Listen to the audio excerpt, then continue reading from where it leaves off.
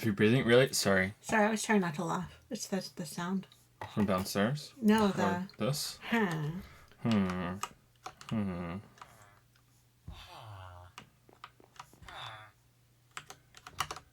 Okay, I feel like I set something up wrong, by the way, so is there like an echo or some sort, or...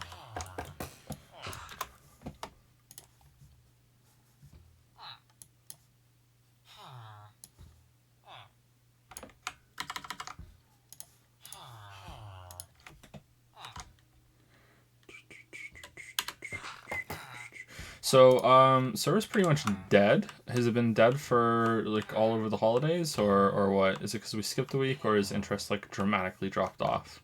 Is it because it hasn't been updated to 1.15.1, or what? Does that matter?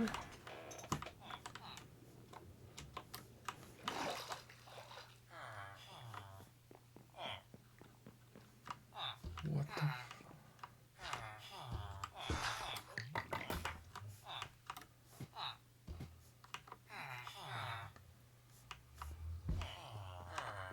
What is this?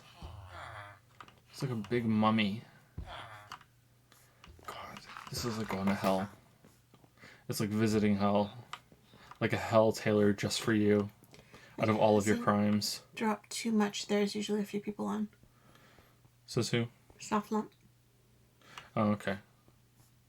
Oh, someone made the tip of the penis statue pink. That's great. That's great to see. I'm so happy about that.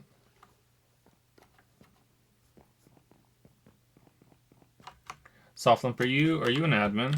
OP Softlump. I think you are, right?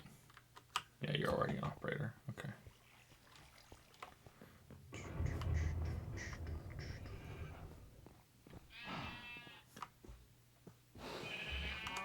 Joseph Anderson, Weeb Charity, Panda Protection, and Gay Baby Jail. Shout out to Simple Flips. Alright, well, I hope that's not an awful thing that I just said. We all know Joe's true number one wife who is Lily. Aww. Surprisingly wholesome. Newly renovated. Weeb VIP room. Oh, I'm not allowed in there. Weeaboo box. Bamboo. Oh, that's funny. Weeb jail cell. Oh no, I'm stuck in Weeb jail. There is always a way out. Oh no, I'm stuck in Weeb jail. Oh no. Shit.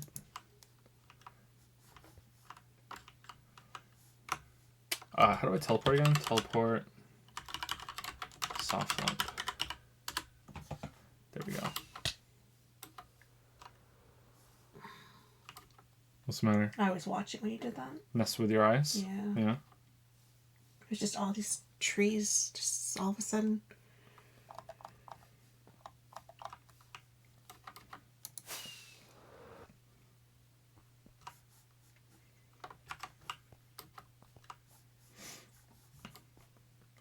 What is this, a mine track? It's like a roller coaster? Oh, damn, look at this. You guys have been busy. It must be pretty satisfying to build something that takes so long in the game and then it ends up being, like, really useful at the same time. Sort of like Factorio, but in first person.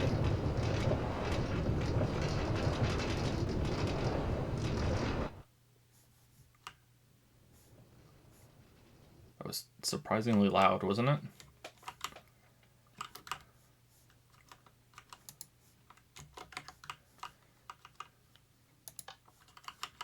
Okay, I'm just messing with someone's shit right now.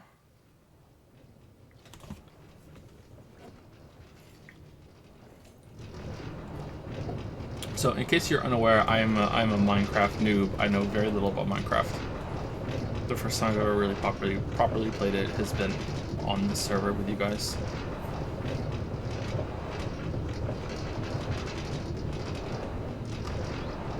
Alright, where are we going? Oh, that's cool. I like that. Have you ever tried Sunless Sea or Sunless Skies? No, I have not. I did watch I think maybe all of the video that Mandalore did on Sunless Seas. Maybe I stopped playing it at some point, stopped watching it at some point, at a spoiler point, I can't remember. But I watched some of it for sure. I spoke with him about it afterwards. Whenever one of us releases a new video, usually we end up talking to each other for a little bit about it and be like, hey, this was really good, this part, you know, like, oh, that's cool. And by whenever one of us releases a video, it's whenever Mandalore releases a new video, because I don't release videos, and he releases videos like it's going out of style, making us all look bad.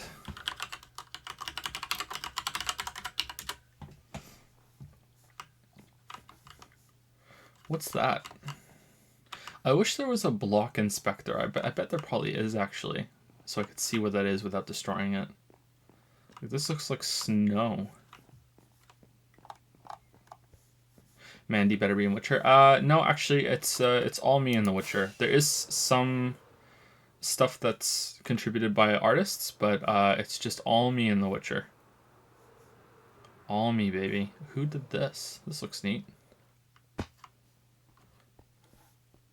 Underground Weeb Varvareth. F3. Oh, okay. Well, I just doxed myself. Cool.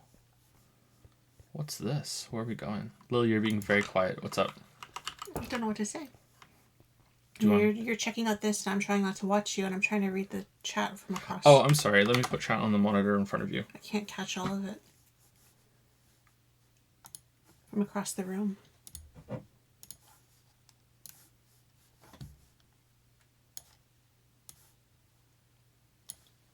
There you go. Is that better? How many people are here? Much, thank you. I'm going to guess 200. Right on, 200. Now nice. I can see everybody.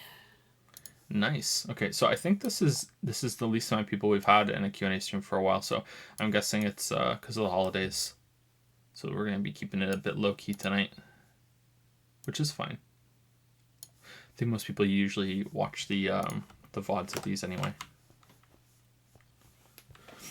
When will you do a critical review of Raid Shadow Legends? Never. Never. Hi, everybody. How was your Christmas? Or your holiday for those who don't celebrate Christmas?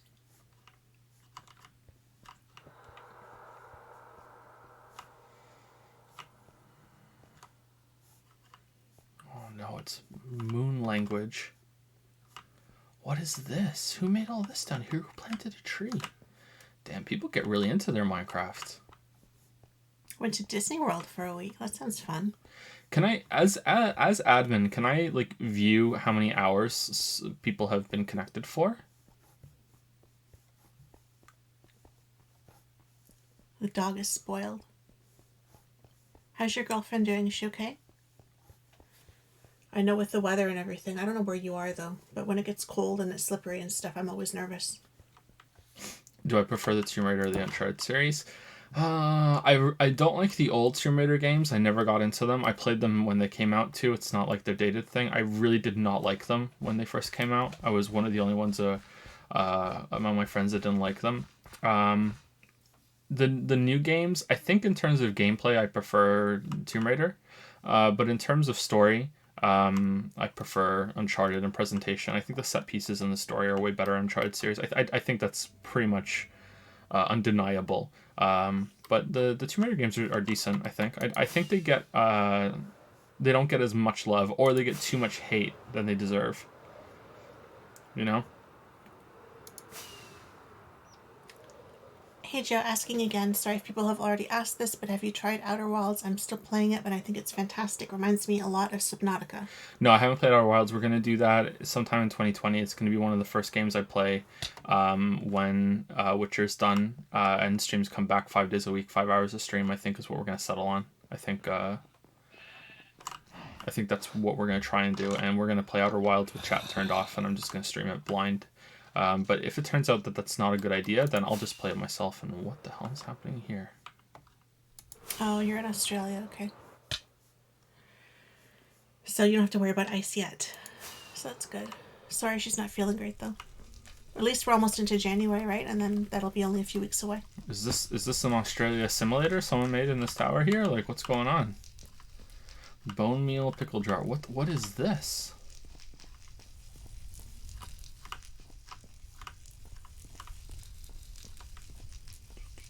Wuggy's here. Holy shit, this server has gotten huge. Hey Wuggy, how's it going? Update on The Witcher. There's gonna probably again. Okay. So here's the thing. So I have around 200 to 300 hours left of the video to do. And that will take me comfortably over 4,000 hours worked on the project, because I want people to understand the context of what 200 to 300 hours means. Like 200 to 300 hours sounds like a lot, but in terms of the whole entire project, it's not that it's not that much compared to the rest of it. That's pretty. So that's how much 200 hours. No, that's how much work hours I'm estimating is left on it. However, I've never had to put a video this long together before in terms of rendering it and checking it and doing the final pass of fact checking and proofing kind of and that sort of level of editing. The problem is when you say editing, when you're making a video, people just assume it's the video assembly part, because that's what it typically means. But there's editing like you're editing a script. You know what I mean? Like there's going through it and making sure that, oh, it's nice, and making sure that there's no mistakes. Well, if the video is 9 hours long, spoilers, it's longer than that, then it takes you 9 hours to watch the whole thing. And it's not something that you can watch on times 2 speed either, because you want to make sure that you're catching any mistakes. Like, to tell you what can be kind of hellish about putting videos together, there have been times when I've made videos when I'm watching it back in the video editor, for absolutely no reason that I can tell, Shadowplay for one frame switches to recording my desktop off of the game instead of the game, even though the game is full screened. So in one frame, with no indicator that it happened while I'm playing the game, you know, just in the middle of fucking like Dark Souls, you know, or whatever, there's like one frame where it just randomly has a screen cap of my desktop with all of the glorious mess that is on my desktop, you know. So there's stuff like that, like little mistakes. So and that's trying to catch them in video editing. And then there's just mistakes where I made a mistake, I need to go back and fix it, or this I try very hard that there's no like clipping at the end of video clips as well. Like it's like a clip doesn't end with like going into a load screen in the game just as I switch, you know, like unless it's intentional, trying to bleed the clips together. I don't like it if a clip ends with a voice line being cut in a bad way. Just cleaning up that sort of thing. So if that takes 9 hours just to watch it back, and I want to watch it back multiple times, and then there's rendering it out and everything. Like rendering it out might take a week, you know. Like I tried rendering something really long recently, and even on my Witcher supercomputer that I built specifically to make this Witcher video, I had to cancel it because it was taking so long and I needed the computer for something else. But at the time that I canceled it, it was at 36 hours and it wasn't even like close to 60% done yet. So it might take a while to render it out, because I need to render it out at a high bit rate. Then I need to render it down into a lower bit rate. I need to compress it, that sort of thing. And that's if I do put it up as one video. I'm going to try still, even though I said that tweet. But I still want to try, but if I can't, I still want to render it out in one big thing to release later when YouTube updates their policies. But then, yeah, even rendering out in pieces, you know, it's still going to be quite a big thing. So I don't know, like when I'm done and it's just 100% done, and I've done all the editing and I'm ready to go, like there still might be a week left before it even goes on YouTube. I have no idea, or it might be a couple days, or it might be even more than a week. So I can't tell you exactly when it's going to be done, even though by my current rate that I'm working, I took a couple days off for Christmas, but right when I go back into work now, it should be done in 3 weeks. So that's what I'm saying. But like, I'm not going to promise, I'm not going to say anything, because I have no idea what's going to happen after those 3 weeks are over. And that's if, like, this looks cool. And that's if I'm actually right on, which I think I am, but yeah, we'll see. So, so I can't say much. What I can say is that I am almost certain, and again, I have to say the almost because I have to put the disclaimer in. I am almost certain that in January, a video will go up on the main channel. And I think I'm going to title it Witcher Video Primer. And it's going to be explaining what's coming up, and there'll be a release date in that. That's that. I'm almost certain I can do that. And then there we go. So much work has gone into this that I think it deserves something of an announcement. It's like over a year's worth of content going up. So, yeah. I hope that makes sense. I didn't read chat for any of that, sorry.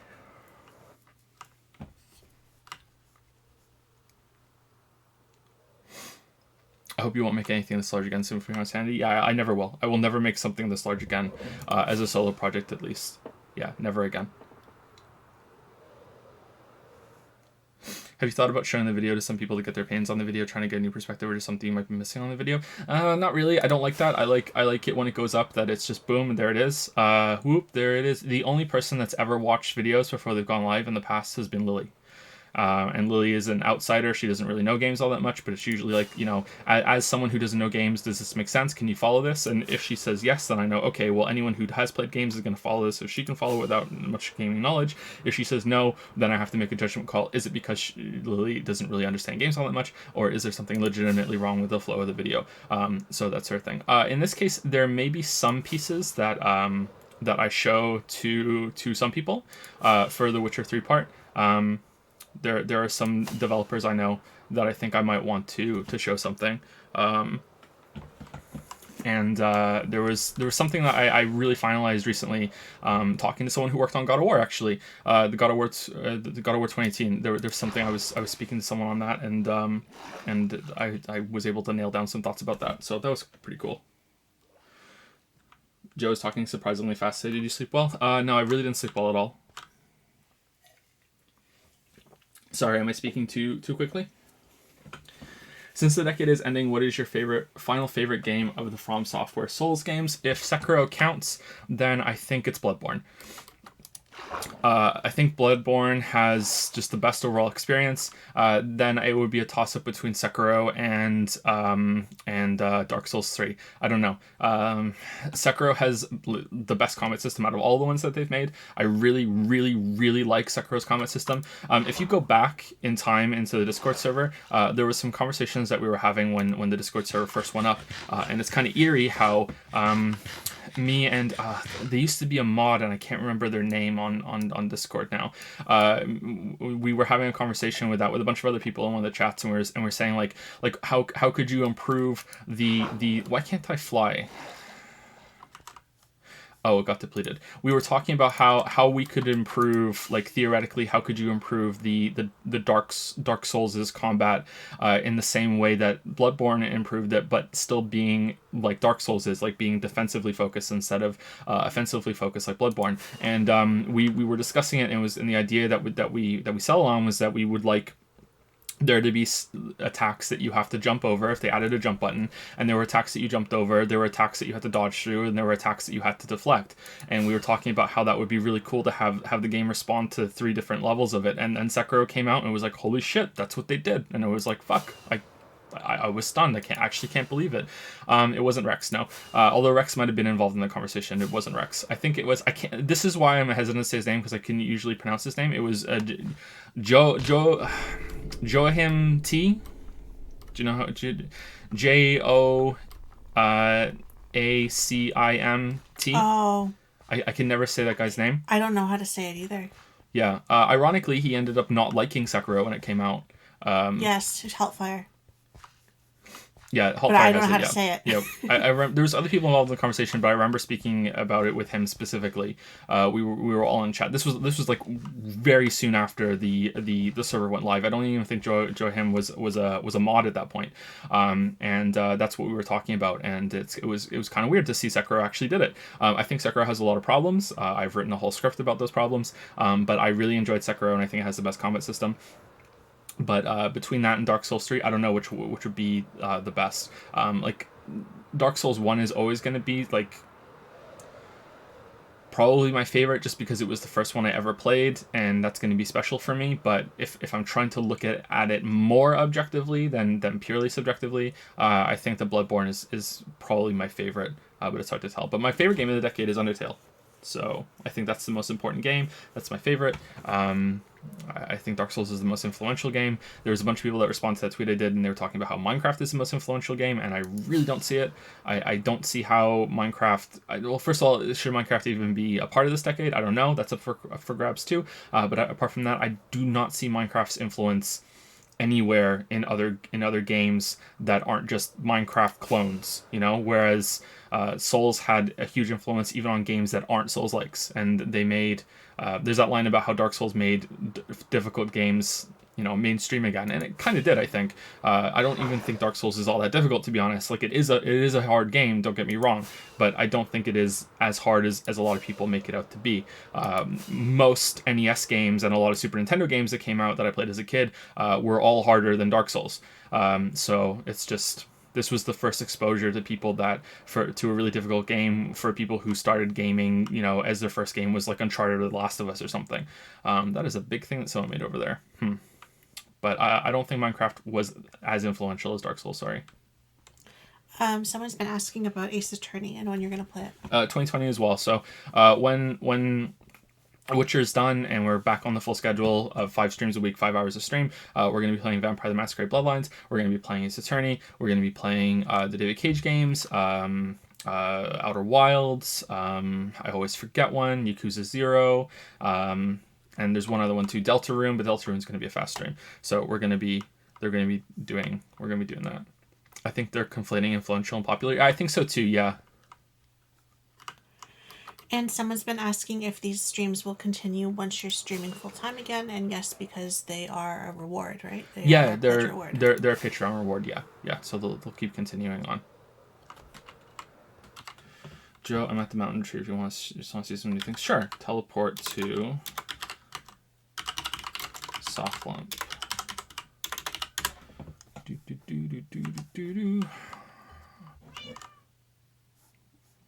With all the games coming out in 2020, is Below Zero a priority for you or more on the back burner? That was like the most realistic meow ever. I actually thought the cat was in the room. Like, we have a cat. I was about to say, how did the cat get in here? Because the cat never comes in this room. Okay, cool. So... yeah, more streams will come back after Witcher's done. He'll go back to a more, I don't know what, 4 or 5 day a week schedule. About that, yeah. Oh, wow. Who made this? Look at this. Oh, man. Someone's been busy.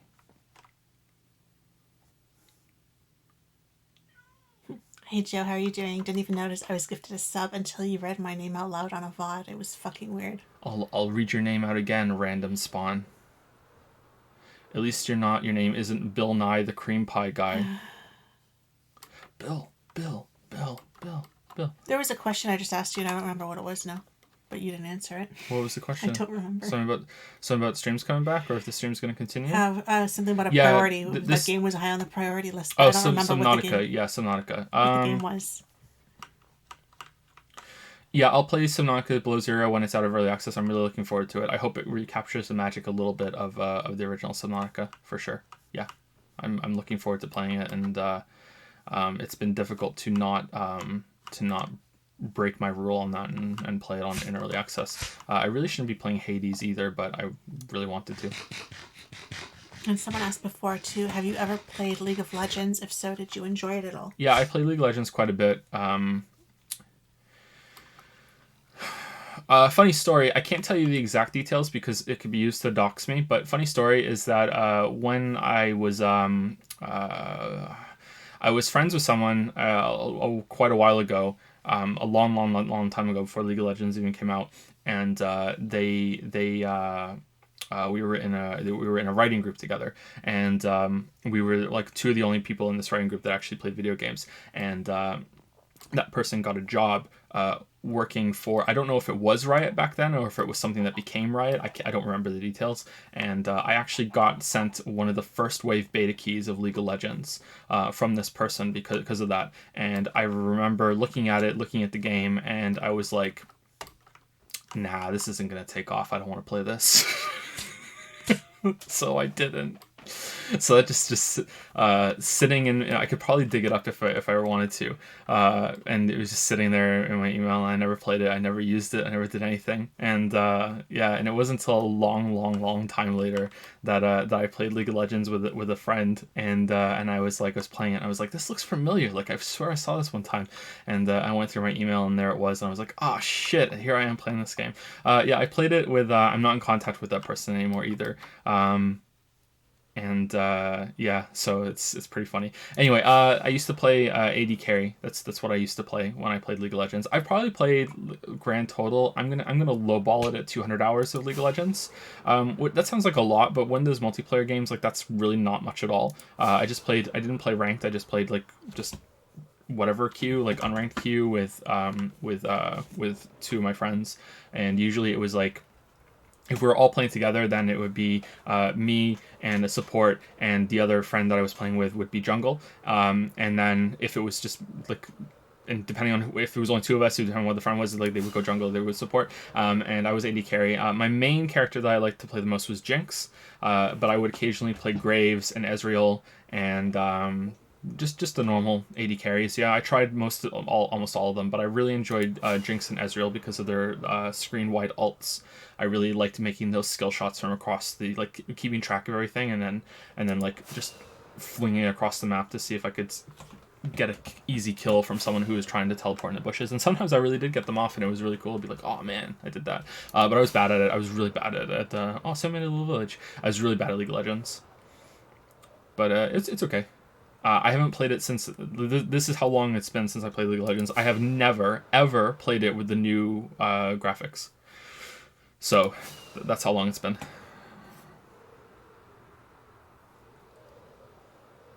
This looks kind of cool. Have you ever played Osu? Might be a fun way to stress. Heard of it, but I don't think I've ever played it. Let's teleport to Sir Atem. Whoa, hey Sir Atem. Don't mind me. Okay, this is not... Let's not go how I thought it was. Let's teleport to Certs Ply Xiest. Just curious, what are you expecting out of Deltarune story-wise? Absolutely nothing. I have no expectations whatsoever about Deltarune's story. I have no idea. From what little I have seen, it looks like it's the character from the first game, like going to high school in Monsterland. Like that's what it looks like to me. I can't even say any more speculation because there'll be spoilers for the original Undertale. That's what it looks like to me, but I have no clue what it's about. I have no idea how there even is a sequel. I don't know what ending is canon. I don't know if there is an ending that's canon. I have no idea. So like I'm looking forward to going into that blind, and chat will be turned off when we do that as well. Will there be a SOTTR review to complete the trilogy? I don't know what that means. Like I want to say that's Shadow of the Tomb Raider. Okay, yeah, it is. Okay, yeah. Isn't it Tomb Raider Shadow of the Tomb Raider, or is it just called Shadow of the Tomb Raider? I can't remember. Yeah, there will. I've played it. I thought it was pretty good. I mean, I sometimes I think that series just got better as it went on with each game, and by better I mean like it's not like any of them are amazing or anything, but like they're a good time. You know what I mean? Like they're a step up above popcorn games, but you know they're not stellar experiences. But I think they got better as they went on, and sometimes I think it peaked with Rise. But yeah, it's yeah. That was one of the games I was going to do a video on when I still thought I could manage to make like 12 videos to put up while I was working on The Witcher, and that just fell apart, you know? That was just, oh my god.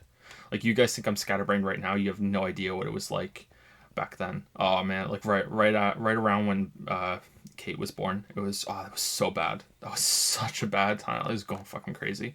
Anyway, yeah. Yeah, there will be a video at some point. Hey Joe, I love your videos, and you've inspired me to try and make my own critiques of games. Thanks for your great videos and streams. No, don't. I don't need competition. No. Mandalore does enough. No, I'm kidding. Good luck with it, and your first video is going to be the hardest one. After that, should get a little easier, and then it might get weird. But good luck with it. If you finish your video, then message me on Discord about it with a link. I can't promise that I will watch it or give you feedback on it or anything like that, but like I'll add it onto my YouTube watch list, and maybe I will give it a listen while I'm doing some video editing or something. And yeah. Best white-haired girl from a game that isn't 2B. Siri. I like Siri. She's pretty hot. Is that weird? I don't think it's weird. It's Geralt's daughter, not mine, right? Oh, spoiler shit. Damn.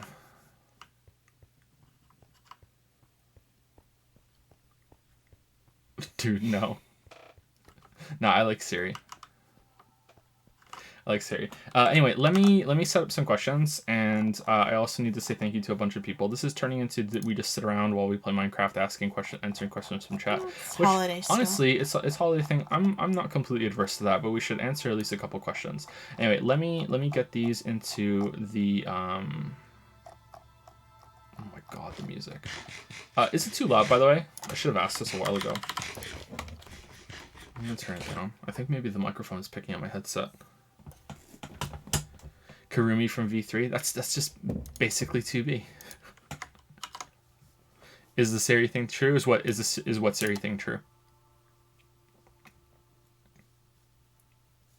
Are you asking if Siri being Geralt's daughter is true, or if that's actually a spoiler or anything? No, it's not a spoiler. And she's not his daughter, but also kind of she's his daughter. Favorite Nintendo game this decade? None of them. What are all the Nintendo games that came out this decade? I'm gonna guess it has to be Breath of the Wild. I don't see how it could be anything else. You didn't watch any more of the show, right? No, I didn't. No. I'm going to, though. I don't know when I'm gonna do that. There's a stage of the project I'm finishing up right now, and then I'm going to watch it, and I'm going to record it as I do. And all the parts of the video that I've already put to the script when I'm talking about the books, I'm gonna see if I can replace it with scenes from the Netflix show, if I can. And I'll probably render that and put it up and see if it gets like slammed with copyright. Because some copyright claims can make it so you can't put ads on it at all. And if it gets slammed with that, then I'll just revert it back to the other one and I'll put it up. But I think it would be way better to have that than nothing at all.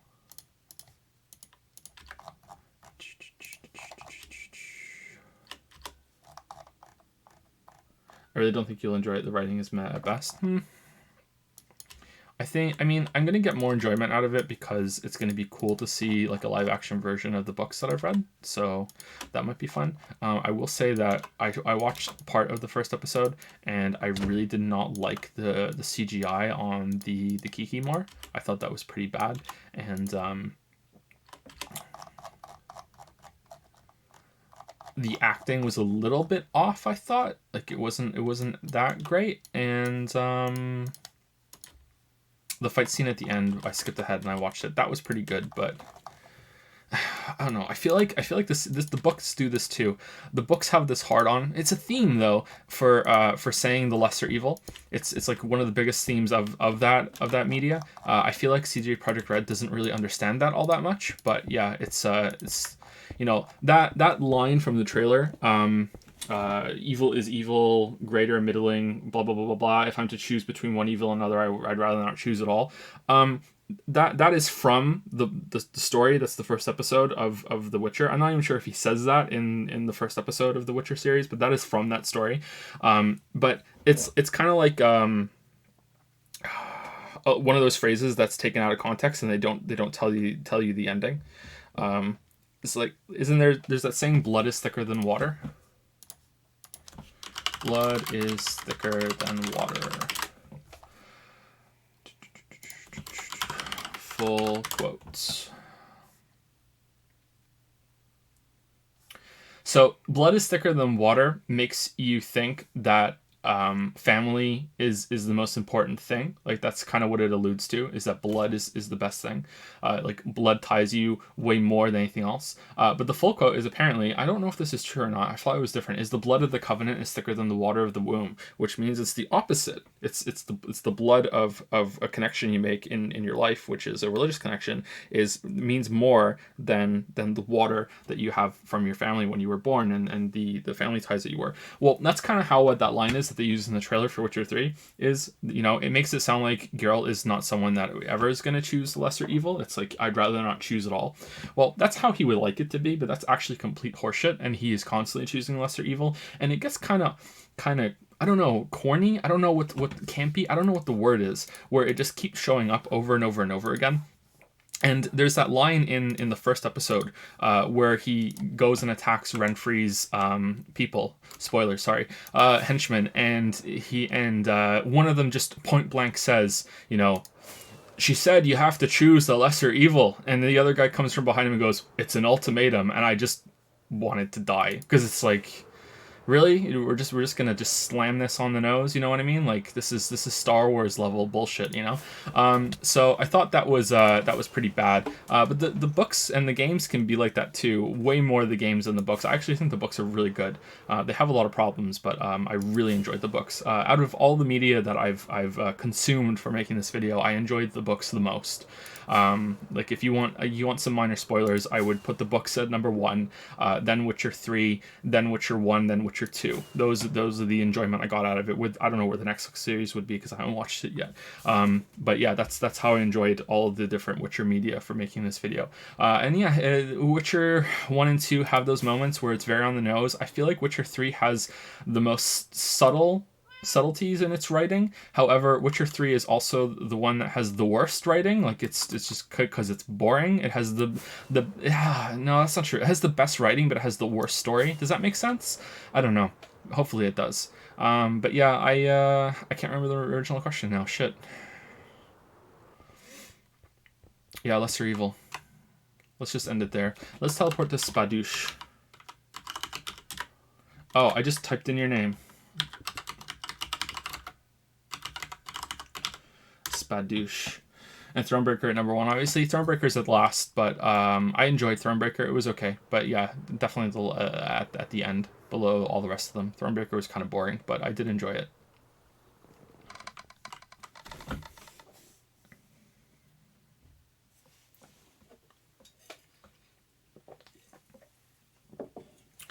Okay, so here are the questions. Okay, so let's finally explain what this Q&A is. So this Q&A is for patrons and Twitch subs, although we do try to answer some questions from people in chat as well, as you can see. Sometimes Lily and I get roped into doing that, and we kind of lose track of where we are. And that's okay. We do this for as many Saturdays as it takes. Sometimes we're going to be skipping a week if it turns out that the kids are uncooperative. Sometimes they go to bed really, really late, and sometimes we can't make it work, but we try. We give priority to people who have asked the questions in the Discord. The Discord has a Q&A channel that only Twitch subs can type in, and you can write your questions there if you are a Twitch sub. I believe it closes the 30th, isn't it? Scroll up, scroll up, scroll up, scroll up. Yeah, it closes on the 30th, so you have until tomorrow. And spoilers, I'll close it on the 31st. You have a little extra time. But like no more than that. Then you can get your questions in if you're a Twitch sub. And we then take as many Saturdays as it takes to answer all of the questions that Twitch subs and who is messaging me and patrons submit on Patreon. And then after they're done, we open another prompt that we just did, and then we answer all them, and we just keep going and going and going for as long as we can. If it turns out that we can't do it for whatever reason, then we will announce that we skip a week. If it turns out that the kids interrupt these for too many streams in a row, then we'll have to put the feature on hiatus for a while.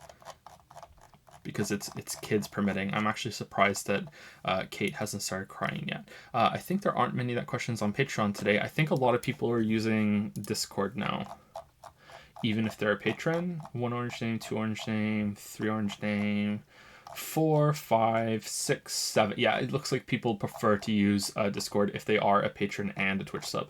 So there we go. Okay, so that's what we're gonna do. We usually, the earlier ones in the cycle, we end up talking more with people in chat and everything, and then we realize, oh shit, we better get a move on with these questions. But it's just kind of relaxed and more chill, right?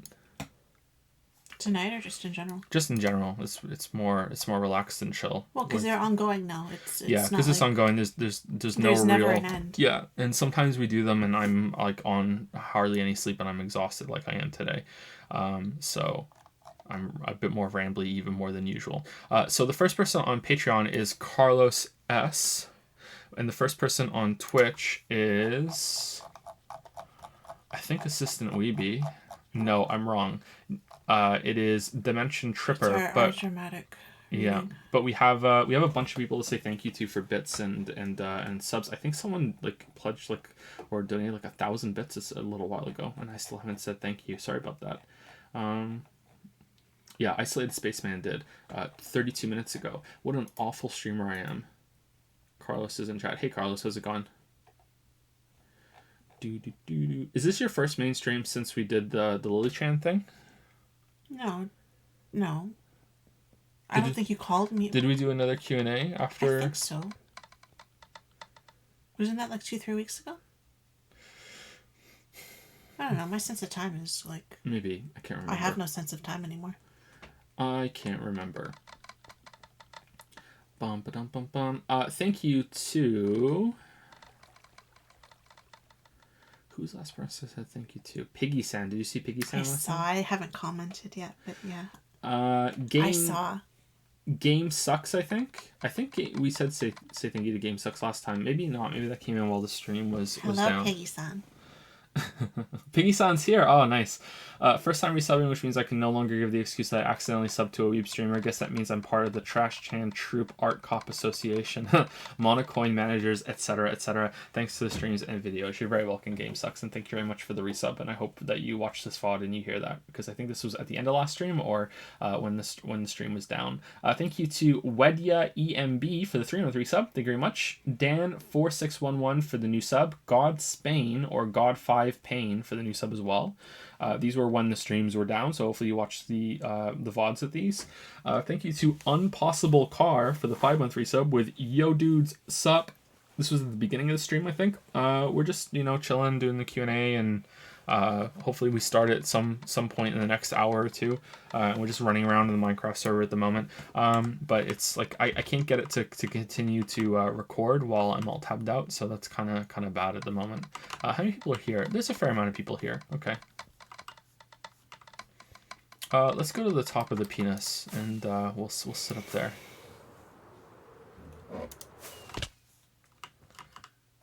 Trash Chan was robbed. You agree? I know, right?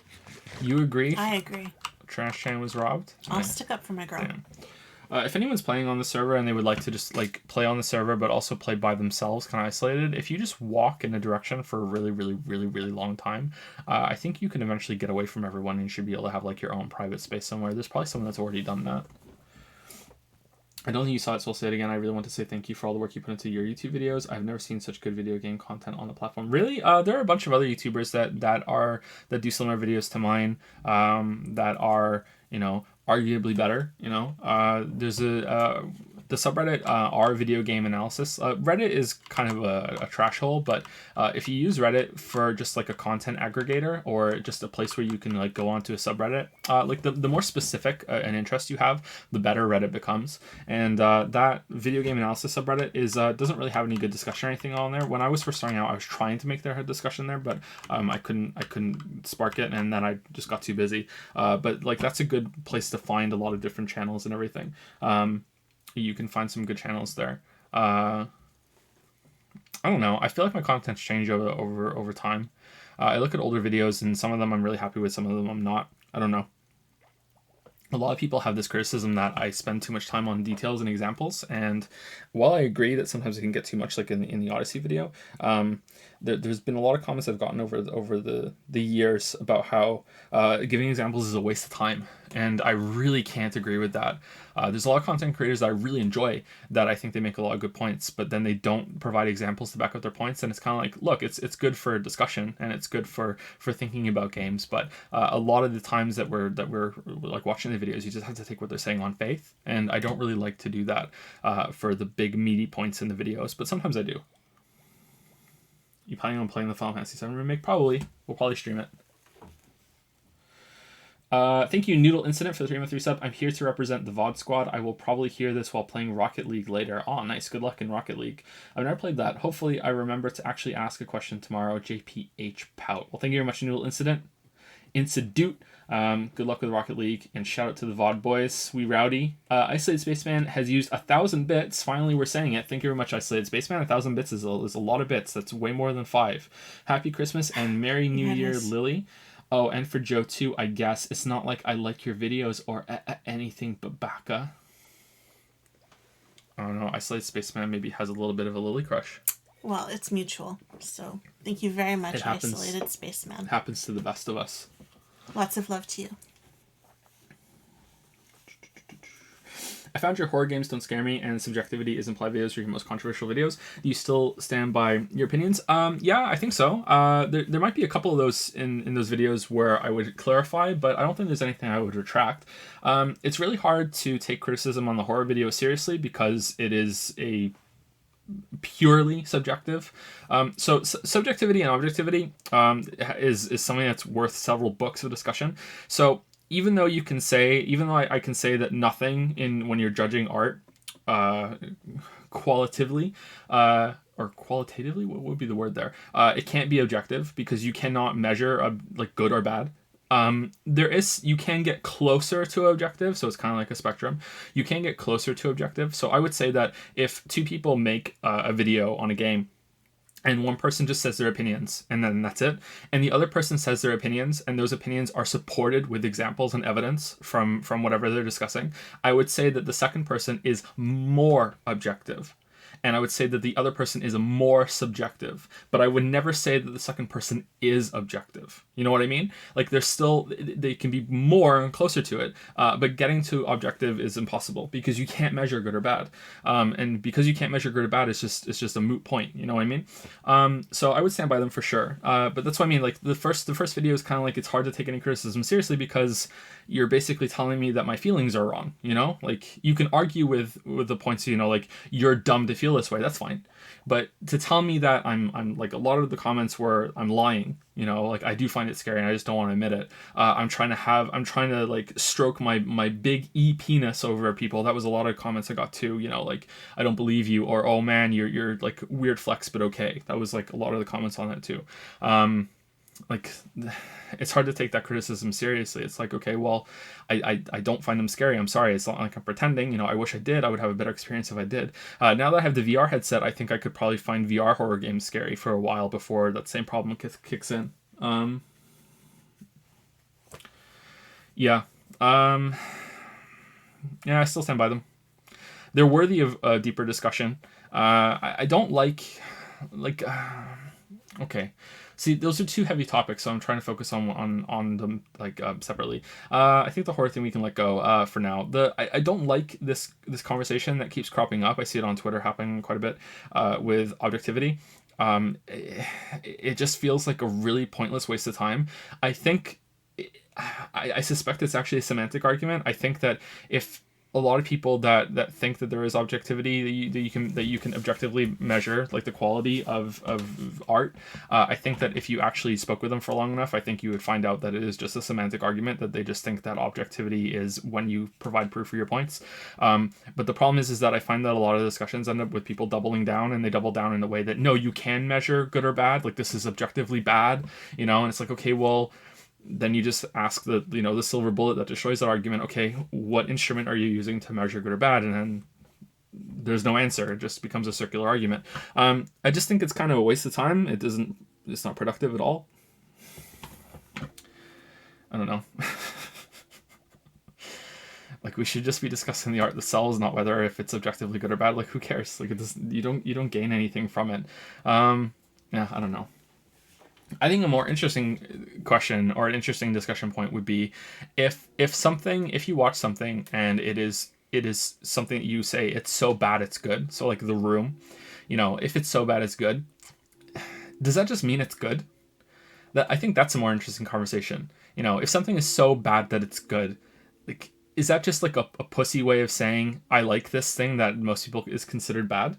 Because I kind of feel like the answer is yes. Like, if you say it's so bad it's good, it's just good, just in a different way. Because I feel like then it becomes all about intentions, and you have to be like, okay, well, this was intended to be something else, but it isn't. And I don't think you should judge intentions when it comes to deciding if something is successful or not. I don't think intentions matter all that much. They do matter a little bit, but not all that much. Anyway, thank you, Luckiest Lobster. I love your name for the 100 bits. Hey, Joe, have you seen the new Star Wars yet? It reminded me a lot of Xenoblade Chronicles 2. That got spoiled so hard for me. So I did this tweet that let me put on the screen. So I did this tweet where I said that if I was spoiled, when I get spoiled of on Star Wars Rise of the Jaywalker, that I was going to put where is it? Do you see the banana? Banana Star Wars, is that it? Hold on, view medium icons. I just want to make sure I put the right one. Okay, so I was gonna tweet out this image when Star Wars Rise of the Jaywalker was spoiled for me, and it was a week, and I tweeted it out again when it was spoiled for me. And then I got a message about an hour later from Shammy saying, people are asking me if Joe is okay because you tweeted out that banana.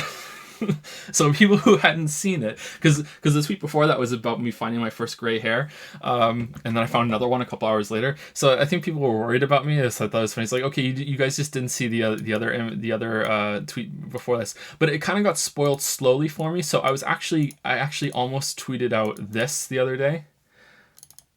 Just the top of the banana. Like, some of it was spoiled for me, but not all of it. That's what I was going to tweet out, but I chickened out and I didn't do it, and a lot of people weren't going to get it. So it was spoiled for me in pieces, and then it got spoiled so much that I just went on Wikipedia and just read the whole plot synopsis, because having just a little bit of it spoiled for me, or well, not a little bit, having like half of it spoiled for me was so frustrating. It was kind of like, okay, fuck it, I just want to know the whole thing now, fuck it. So I just went in and I did it, and apparently, like, reading, I was like, oh wow, almost all this was spoiled for me already. So I'm not going to say anything about it, apart from it sounds really hella dumb, and this opinion matters almost zero, okay? Like, it is pretty much zero. I haven't seen it, but if it... Do one of you have, like, you have two dick holes on this thing? Really? Wow. But judging from the spoilers that I've read and that synopsis, I think it sounds even worse than The Last Red Eye. So I'm shocked. It sounds absolutely awful and a complete waste of time.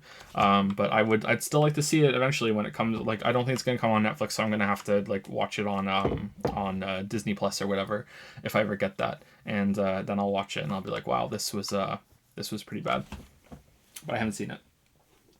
Thank you, Poet3322, for the 2-month resub. I'm a liar. You gifted a sub to Dave HS, or Davis. Daves? 2 months in the Dragon's Den. Thank you, Poet3322. You also gifted a sub to Rental Corpse. That's a really cool name, huh? When you want to do your murder mystery, get a Rental Corpse. Get a Rental Corpse. Nervous Arugula. That's a cool name, too. Applied Mimemics. These are all cool names. Oh, and the streak is over with Poonug. Thank you, Poet3322. Poonug's just keeping it real. Yeah. Well, after Rental Corpse. What if he's actually like a big piece of animated poo, and he's like, this is discrimination, this is bullshit. Thank you, Malevis, for the 21 sub. Hey, Joe, is it possible to put people's name on the screen without being too much work? Makes it way easier to find out if your question was answered. Really looking forward to the Witcher vid, especially after watching Netflix series. I could, but when the videos eventually go up on, these streams eventually go up on YouTube, their names are going to be up on the screen, so I don't want to double up. I could put in a text thing over the screen somewhere. I don't know. Is there an OBS option for just putting text on the screen? Let me see. If there is, that would actually make it easier for me. Text GDI? What's text GDI?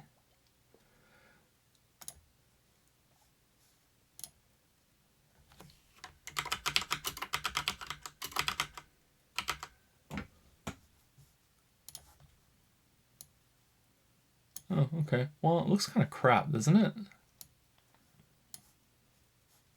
Is that because it's size 12 stretched? Select font, read from file, text transform, uppercase, lowercase, color, background opacity. Okay. I mean, it doesn't look that bad. It does look kind of bad though. I mean, I could put it up on the screen here. All right, we'll try and see if we can remember to do that. Okay, so let me change it to current question asker? Questioner? Current questions. No one. There's no one right now. And then we'll try and update that as we go. Okay. Scale to 1 size, change font size. I'm looking and there is no font size. I can select font. Oh, okay. It's under select font. Okay, I don't like Arial. All right, let's delete it.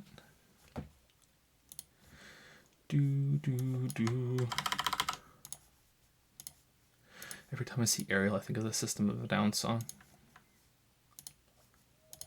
Okay, current question, no one. All right, so let's will it take the bold font?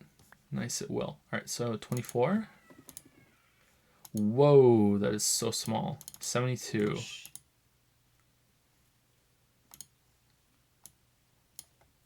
It's just Finn being funny. I'm gonna wake up everybody.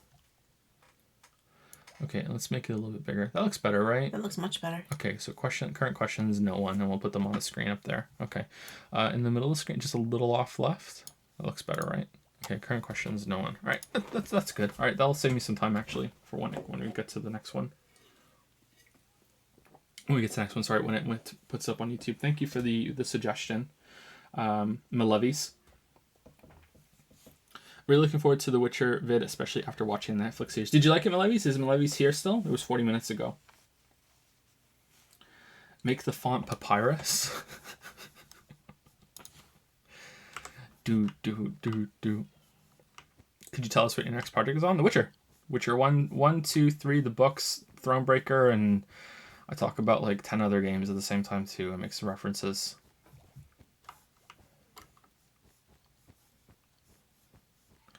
I played all of the Mass Effect games too. Levy says thank you, number 9 in line on Discord. So not likely my question is answered today, but still that helps with searching through the VODs. Cool. Well, I hope it helps. And I'm glad you're still here. Thank you, Isaac9977, for the 313 sub. 2 to the 1, 2 to the 1, 2 to 3. 2 to the 1, to the 1 to the 3. Maybe I said it right there. Thank you, Isaac9977. Sorry, it took us so long to get to this. And the last three on my list, or 4 on my list, sorry. 003D. Use 110 bits to say, as a streamer and reviewer who has greatly expanded on games you've played, EX anime games, how has your audience heavily expanding changed the way you interact with us and stream and such? Sorry if this is vague. This is fine. I think we've gotten a bit more memey. I think I've gotten more relaxed and I've let my usual like standard personality come out more. I said early on when we first started streaming that Stream Joe is way closer to real Joe than Video Joe. You know, like any time you're making a video or you're streaming, there is going to be some essence of a performance. There's a performance. You could argue there's always a performance when you're talking to anyone. You know, you never show your true self to anybody, except for your waifu. But like there's always going to be some level there. Like it's a very unnatural place to be. You know, like it's not a usual thing to be playing a game and talking to so many hundreds of people at the same time, or narrating a video that's going to go up and going to be watched by like maybe millions of times. You know what I mean? It's very unusual. Like and that's like an extreme case. It's just getting it watched like thousands of times is really unusual. But I think we've gotten a bit more memey. I always think that. Sorry, I've been thinking for a while now. I was talking about this in the Code Vein streams, that streaming is unique in that the audience gets to shape the content. So it's sort of like in a stand-up comedy show where the audience ever says anything unprompted to the comedian. The comedian usually shuts them down. Oh, nice, it's the goose. Shuts them down, and any comment is taken as heckling. Some comedians will try and fish for comments from the audience on purpose because they want to build off the audience, and that's fine.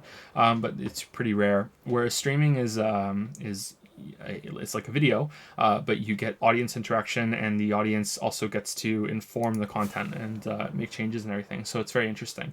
I can't think of another medium that's like that. Maybe improv, maybe. I don't know enough about improv to know that. I don't know if there are improv shows where the audience is allowed to shout out suggestions as they go. Probably, but I don't think they're all that common. So I think it's inevitable that the audience is going to shape the performer, and then the performer is going to attract a different kind of audience. And I think that's where the trap there to fall into, because this all sounds great in a vacuum, is that it leads to more extreme performance. It's going to get to the point where it just keeps feeding into each other, where it just becomes so insulated. And I kind of think you can see that with even big streamers on Twitch, that you go in and it's just impenetrable. Like there's constant spam, there's all these inside jokes, there's just all these references and memes that you have no idea what any of them really mean, and it can be kind of off-putting. And I don't think we're there yet, but I think I would like to avoid getting to that point if we can. So as much as I do think that it's cool that the audience will inform the content and the streamer will change to it, and the video maker too. So the other side of YouTube is that the YouTuber will make content that gets the most views, and that will make them pursue that content more. I try hard not to do that, but it still is a factor, considering that the videos are the main source of income that we have. As much as it is good that that's a thing and you can respond to that, and it's kind of beautiful in a way that the streamer and the audience get to change each other. I think that you should still be yourself on top of that, and you shouldn't let yourself be changed wholeheartedly. So like the weeb thing is the biggest joke. And the most prominent change I think that time has gone on, but I don't think I'll ever fully commit to it. I think we should, if anything, I think lately we should back off from it a little bit and take a step back. But I don't know, we'll see. I have fun, especially the past couple months I've had a lot of fun with making jokes for you guys. I think that ever since the Code Vein streams, it's been like, okay, here's something I prepared for the stream, and try and take it a little more seriously, and have just don't show up on stream and just be like, okay, let's see what's gonna happen today. Sometimes it's good for that to happen, but sometimes it's good to go in with some plan sort of thing. And then the Channel of the Year thing, I think it's fun to do those sorts of things, but I don't think it should be all the time.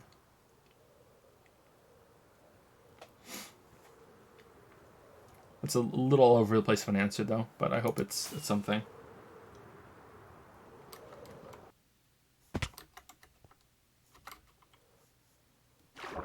Brucey has resubscribed for 3 months. Joe, please tell me I'm stuck in the Persona Pals. It's all I need in my life. JPH pout. Okay. Brucey, 3 months stuck in the Persona Pals. You're one of the Persona Pals, running around with Yusuke and Joker or Hoker, and whatever the hell the other people were called. I can't remember. They're all useless. So you appreciate the memes and being more laid back, but you don't like the audience being too extra? I'm not sure what you mean by that. I think the perfect amount of viewers for us is probably about 1,000. I think that anything over 1,000 gets to the point where it's too much to keep track of, and I can't really keep track of chat anymore, and I can't really have a good interaction with you guys. I like being able to read chat, but it also depends on the game. Sometimes if the game is really demanding on me, there could be 5 people in chat, and I still wouldn't be able to read chat because the game is just taking so much of my attention. But when the game isn't that demanding, I can read chat. I would say about 1,000 is where I would say the cutoff is for us. For other streamers, it might be much higher. Our chat is usually extremely active. I've watched other streamers even recently, and they have so many more viewers than we do. And from what I can understand, they're legitimate too. They're not view botting, and often our chat is more active than theirs. So we have a very, very active chat. But I would say around 1,000 for us is after it goes above that, I get to the point where it's like, okay, I can't really keep up with chat interaction here. Most of my chat interaction is going to be I'm just reading bit donations and subs, and I don't know. There's always this pull though between. Music is loud. The music is loud? Yeah.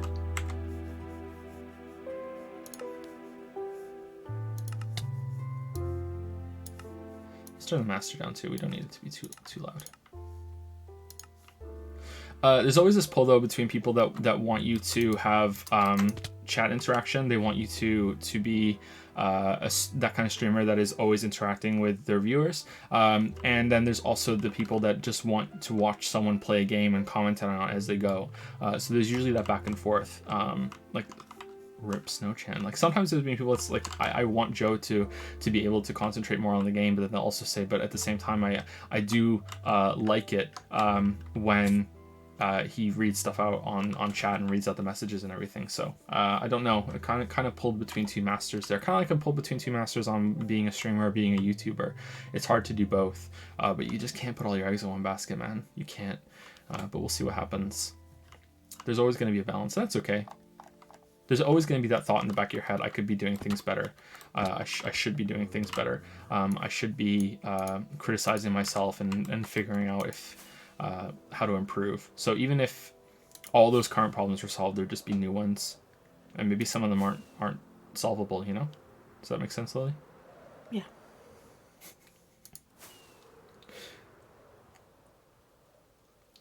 Do you have a period of history that interests you, and have you ever seen a game that explored history in a satisfying way and made it more interesting? I don't think so. Plague Tale's setting was interesting to me.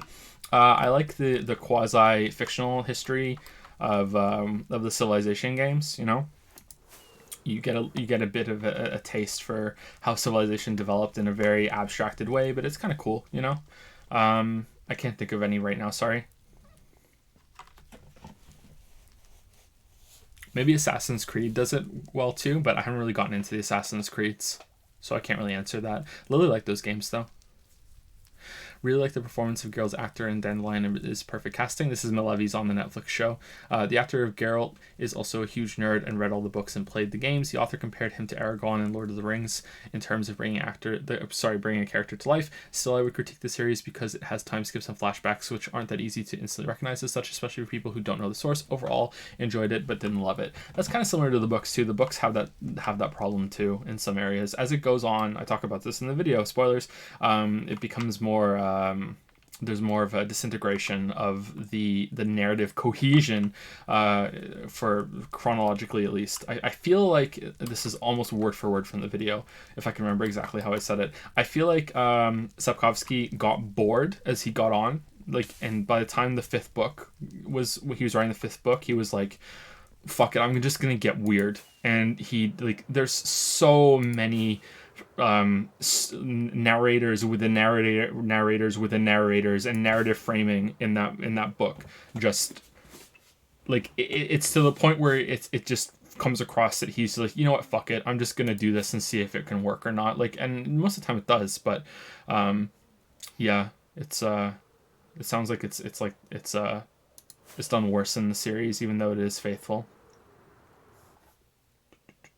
Hey man, I just wanted to tune in and really ask, is the Sekiro video scrapped, or is it happening anytime soon? The Sekiro video will come out after the Witcher video, and the Witcher video, you will hear more about that in January. I believe. I hope. But yeah, the Sekiro video and the Baba Zoo video will come out after the Witcher video. Sorry, the kids are making noise.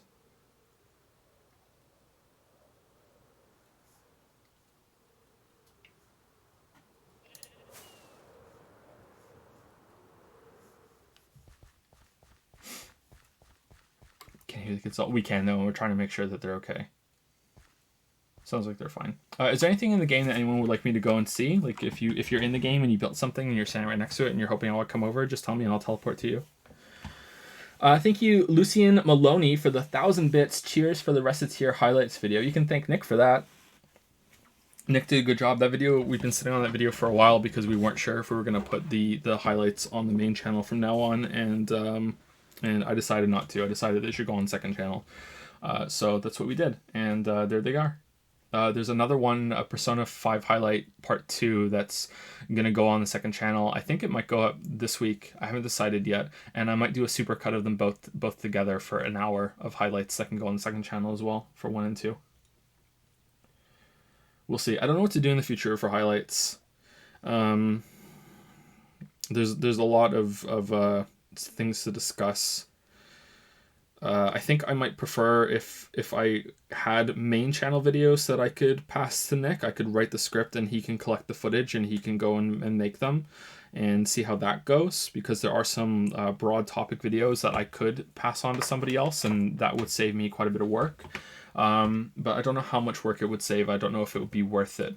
And when it comes to highlights of the streams going forward, I think maybe it would be better if it was someone who watches the streams anyway. Does that make sense? Like someone who watches the streams and be like, they can make like a highlight reel and it can go up more naturally and more regularly, I think. I don't know. But I don't know how that would be fair in order to get that done in terms of money. But right now it's this is a cool little mansion. Oxymoron there. But right now, it's too far away off my mind. Too much being Witcher muddled. But thank you for the bits and the message, Lucy and Maloney. Thank you, Slosh, for the new sub prime. Welcome to Prime Time. Welcome to the Pickle Jar Slosh. We haven't answered a single question on the Q&A yet, Lily. You noticing that? Yeah, I know. We're just going. Maybe we're too tired to do this today. Sorry, guys, if you're eagerly awaiting us to answer the questions, but we're both kind of zonked after Still Christmas, trying to get to a few of them, but I was hoping to get through some of them, you know, and it's not looking good. I think I'm mostly on autopilot, that's why. So I'm just seeing a question, I'm just answering it, and I'm just going. And, yeah. Hope it's okay. Zonked. Yeah, zonked the word? Fried. Fried? Fried.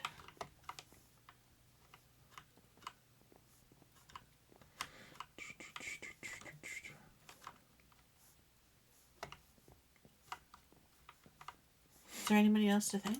Is there like an architecture program for Minecraft where you can plan something and it'll give you a blueprint? Because I don't know how you do something like this and make sure it's like all symmetrical and stuff. It sounds like a lot of work. Huh. Thank you, Get Dunked On. Thank you very much. I appreciate the reference there. Thank you, Get Dunked On. Welcome to the Dragon's Den, the Yeet Fleet, whichever you prefer. If you're still here and you'd like to message me, I will welcome you to whatever your preference is. Thank you, Kid Primus, for the 7-3 sub. Nuclear Gandhi is superior to real world Gandhi. I've read some things like real world Gandhi was not a very nice person. So I don't know how much of that is true or not, but I read that he did some very questionable things, and it was like, when I was like hearing about it, I was like, whoa, what the fuck? So I don't know, but you know, you never meet your heroes, right? So there is what? Huh? An architectural program thing. Okay, that's the answer. Okay, cool. And last but not least, Action Cater user 100% to say, Joe, the last time I left the server, I died. My internet is really bad now. I tried joining the server. I'm stuck in the death animation. Joe, I'm stranded in death. I'm still in Death Stranding. Well, I'm relieved because I was worried I was gonna have to do some admin stuff to save you there, but it turns out it was a meme, so I'm happy about that. Good night, my lovies. You're Death Stranded. Thank you, Carlos. Sorry you're feeling kind of shit tonight. I saw that message earlier. Hope you feel better later. Milavi's is feeling shitty? No, Carlos. Oh, Carlos?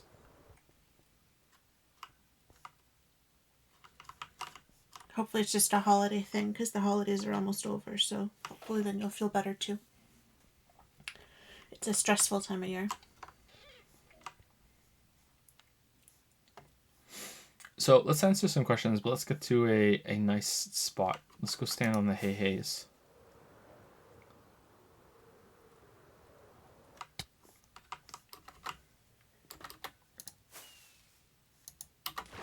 Shit.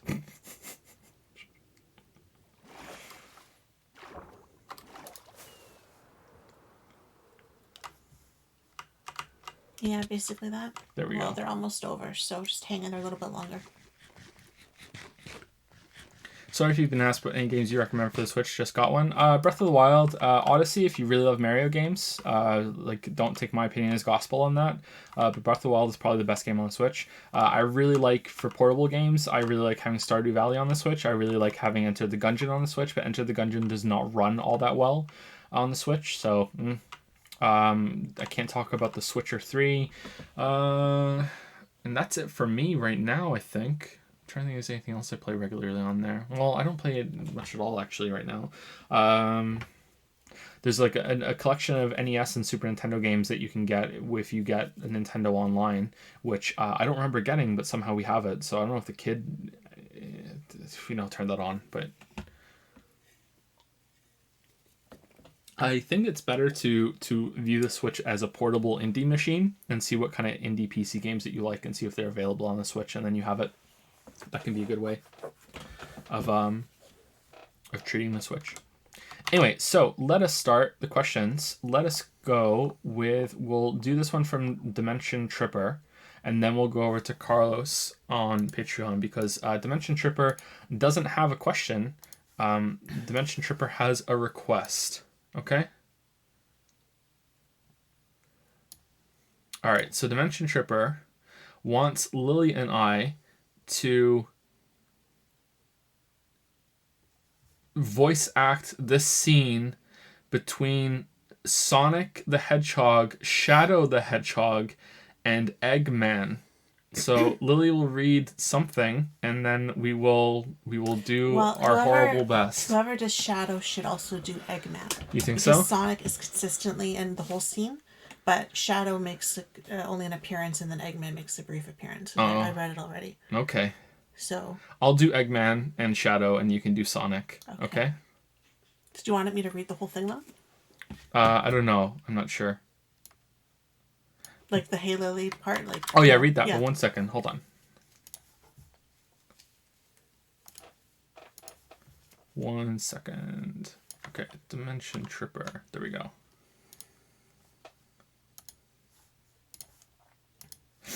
All right. Hey Lily and Dada Ponjo Dezu? Is that how you say it? Desu or Dezu? Is it like a Z? I know how to say it, but I'm not going to tell you. Okay. Thanks for the wholesome weeb content and very anime intellectual talks you guys provide. They really speak to my Uno brain cell. But in seriousness, thanks for making life more bearable amidst I can't say that. Admit, I can't say it at all. This doesn't bode well for the rest of the scene. Some tough times. Amidst. They're having some tough times. Amidst. First time asking a question, so I really hope I don't screw this up and waste the chance on asking something not very deep and meaningful. Oh, okay. Kappa. Since you have now both debuted as professional voice actors, I was hoping I could ask you guys to read a small excerpt from one of the greatest gaming moments of existence. Hopefully flex a small amount of your talent and pick whatever voice you would like for the 3 incredibly deep characters. And I don't know this, so I don't know Sonic the Hedgehog? I don't know what they're supposed to sound like. So Sonic kind of sounds like Finn when he's doing his "Gonna get you, monster. Here we go." So Sonic's line here is, "Phew, so far so good." So he'd be like, "Phew, so far so good." Okay? He'd be sort of like that. Oh no. Okay.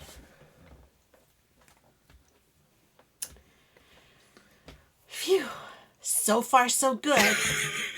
Hey, that's... That blue hedgehog again of all places. I found you, faker. Faker? I think you're the fake hedgehog around here. You're comparing yourself to me? Ha! You're not even good enough to be my fake. I'll make you eat those words. After fighting Shadow, Eggman from Shadow's Walkie. Shadow, what are you doing? Hurry and get back here right now before the island blows up with you on it! Blows up? Shadow listens to the message and leaves. I gotta get out of here and find Amy and Tails right away. What fucking game is that from? Thanks for indulging me if you even do, and I hope you guys continue to be able to produce the content that you do and give me something I can smile for. Well, I hope that made you smile more than it made you cringe. All right. Fucking So hell. now we're going to Carlos, right? Now we're going to Carlos, yeah. You know, next time... Oh, they're here. Next time people are gonna fucking say this, they're gonna get us more to do more shit. Now do the Sonic Adventure fan dub Eggman scene where he announces to the world that Knuckles is pissed on his wife.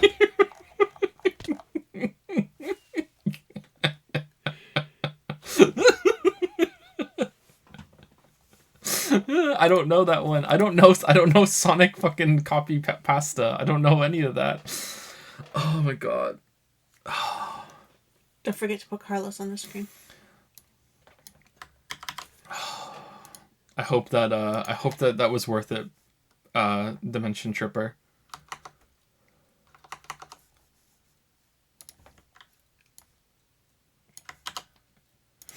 Okay. Carlos S. Hey, Joe and Lily. How are you guys doing tonight? I think you already know the answer to that. We're kind of tired, but we're doing okay. These are my questions for this month.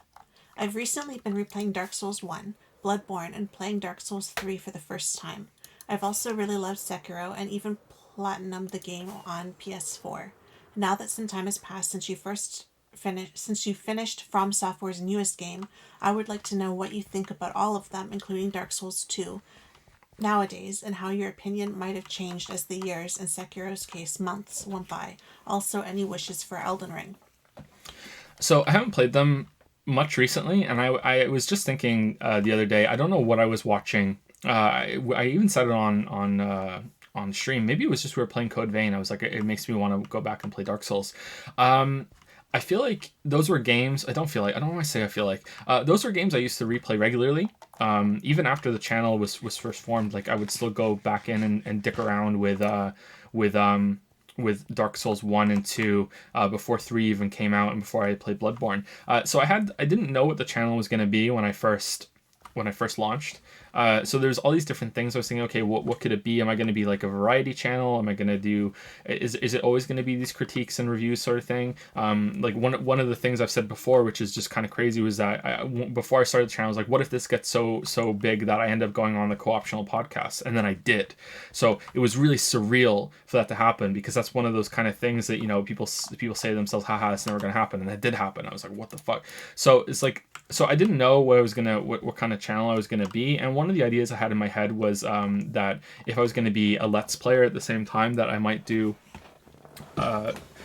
challenge runs of video games that are kind of clipped together. And it was one of the ones I had in my head was I try to do Dark Souls, try to beat Dark Souls without dying. So in my head, I had all these moments where I would just record attempts, and I would just fast forward through each of them until the moment that I died, until finally it would show the playthrough where I get through it all and all the tense moments and everything. So I was playing them regularly, actually trying to practice and to get better at those games, because those are games you can always improve yourself with.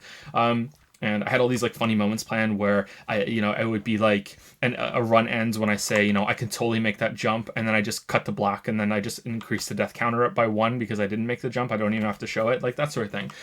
So I had a lot of cringy ideas, as you can tell. So those games used to be something I used to play and replay over and over and over again. And I haven't played them. I don't think I've played through Dark Souls 1 and 2 since I finished the video on Dark Souls 3. I don't think I've gone back and played any of them apart from briefly the remaster. I haven't touched 2, haven't touched 3 again since I did the DLC video. I haven't played Bloodborne again since I beat Bloodborne, except for maybe I went in and got some footage for the Dark Souls 3 video, but I don't think so. I think I reused some of my Bloodborne footage, so I haven't played them again in a long time.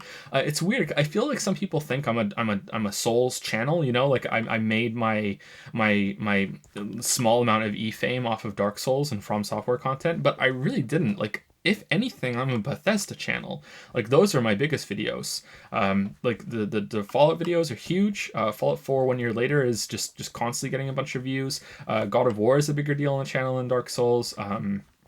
Uncharted and The Last of Us is a bigger deal on than that. So it's kind of weird to realize that, you know, like the Dark Souls videos weren't really all that big of a deal. Like, I've said it before, and I'll probably say it again after I say it right now, is that like, if the in case of emergency break glass video from me to get a huge chunk of views is a video on Skyrim. And like doing Fallout 1, 2, and then 3, and then New Vegas as well. You know, like, here we go. Like, this is the video on Skyrim fucking 10 years later or whatever. But that would be kind of copying Racevik. When I did the Fallout 4 1 year later, I didn't know about Racevik's channel. And if I had known, I probably wouldn't have called it that, because I didn't realize that there was another channel that had that kind of naming convention. So I wouldn't want to do that. But like a critique of Skyrim or whatever, that would be the big like thing that I could do, not another video on Dark Souls. You're a weeb channel, don't deny it, says Carlos.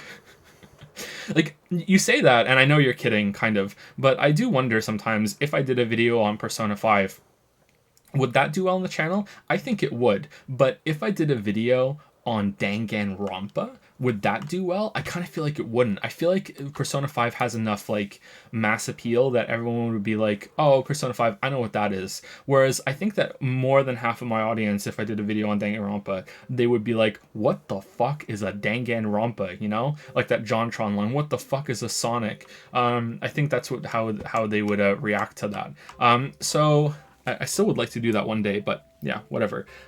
So I can't really answer this question all that well. Sorry, Carlos. I think that Dark Souls 1 is probably gonna be my sweetheart pick, because it was just Dark Souls 1 was so important to me because it revitalized my love of games in some way. So when I was I don't know, in my early 20s, but well, okay, so before my early 20s, I only really played games for the story. So like when I was a kid, I played them for like platformers, because that's what I really wanted to play, and I like Nintendo games, you know. And then after that, around Final Fantasy VI and Chrono Trigger, I just was really interested in video game narrative. So as I got older, like I still did play some games, especially for the gameplay, but like I was really into like Metal Gear Solid, into Final Fantasies as they came out, you know, Baldur's Gate. I really wanted to play video games as an exploration of narratives. And then I don't know when it happened, but sometime in my late teens, early 20s, I just got into this funk where I was like, video game stories suck. I fucking hate them. Like, fuck this. I'm just gonna play World of Warcraft. I'm sick and tired of these shitty ass stories that are in video games, and it's just like the video game stories are just getting worse and worse and worse as time goes on.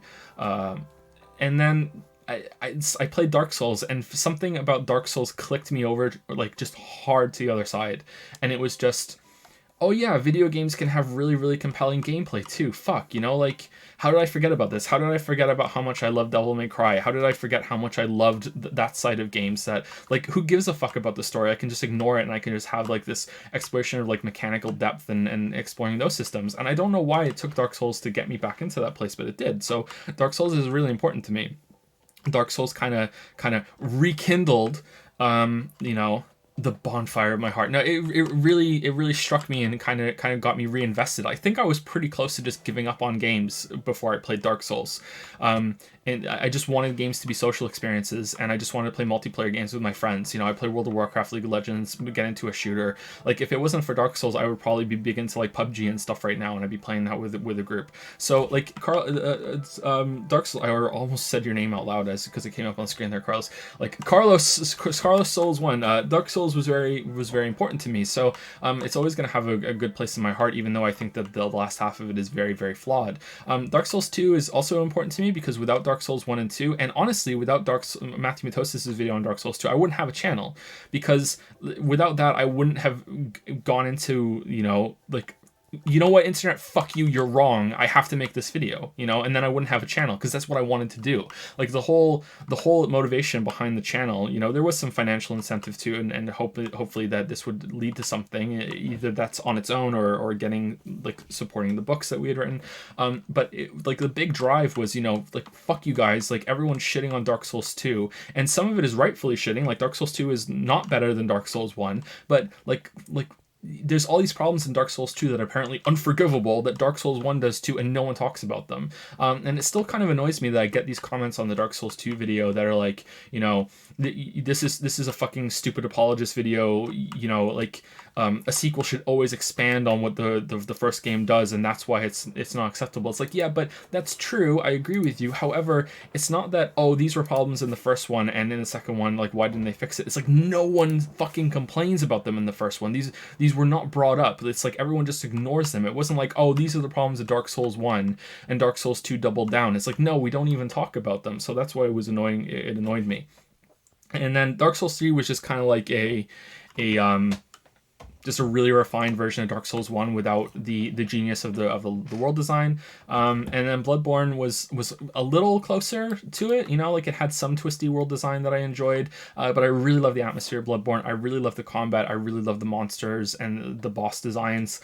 The DLC is fantastic. The DLC in all of them is fantastic. Like Dark Souls 2 is probably, the DLC in Dark Souls 2 is probably still, if I can cut pieces of content out of all that whole series, like it's probably still my favorite out of all of it. Like, I don't know, like maybe the Old Hunters is might take it if I played it again. I liked it. I really love the bosses in Old Hunters, but like all the DLC in Dark Souls 2, I just love it so much. Like it's so good.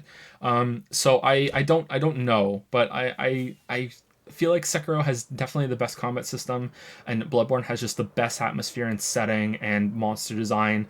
I feel like these games have very low lows and very high highs, and I would say that the one that like hit the two that hit the baseline, like they have the best average, are Dark Souls 3 and Bloodborne. So like I could say I can make an argument for any of them being my favorite at the time, but I would say that Dark Souls 1 is like my big sweetheart one that I always gonna love the most because it was really important to me, and it really brought me back from a video game funk. Dark Souls 2 I owe a lot to because otherwise I wouldn't have the channel. Dark Souls 3 is just this really even experience that is disappointing in some ways because it just plays it safe, but you know what, I'm okay with some games that play it safe when it's this kind of content. Bloodborne is just magical. It just has just an amazing setting and atmosphere and just this aggressive combat that's really good, but it has really bad frame rate. And Sekiro just has just the best combat system out of all of them. The worst setting, I think, but I'm okay with that. And lacks a bit on enemy variety as well. But again, I can look the other way on that too, where they were trying something new. But I would really like to play all of them again. Maybe it's like I can make a quick video at some point, like end of decade, looking back at From Software stuff. Because like in this whole conversation, I didn't even talk about Demon Souls, right? I've only ever beaten Demon Souls once. It's my least favorite of them, like handily. I find it's quite flawed in a lot of ways, and it just doesn't have that refinement that the other games do. But I've only played it once, so I played it after Dark Souls 2, I think. I went Dark Souls, Demon Souls, then Dark Souls 2, and then I played them in order after that. So yeah, I should go back and play Demon Souls again. Worst setting? Yeah, I don't like Sekiro's setting. I don't like that.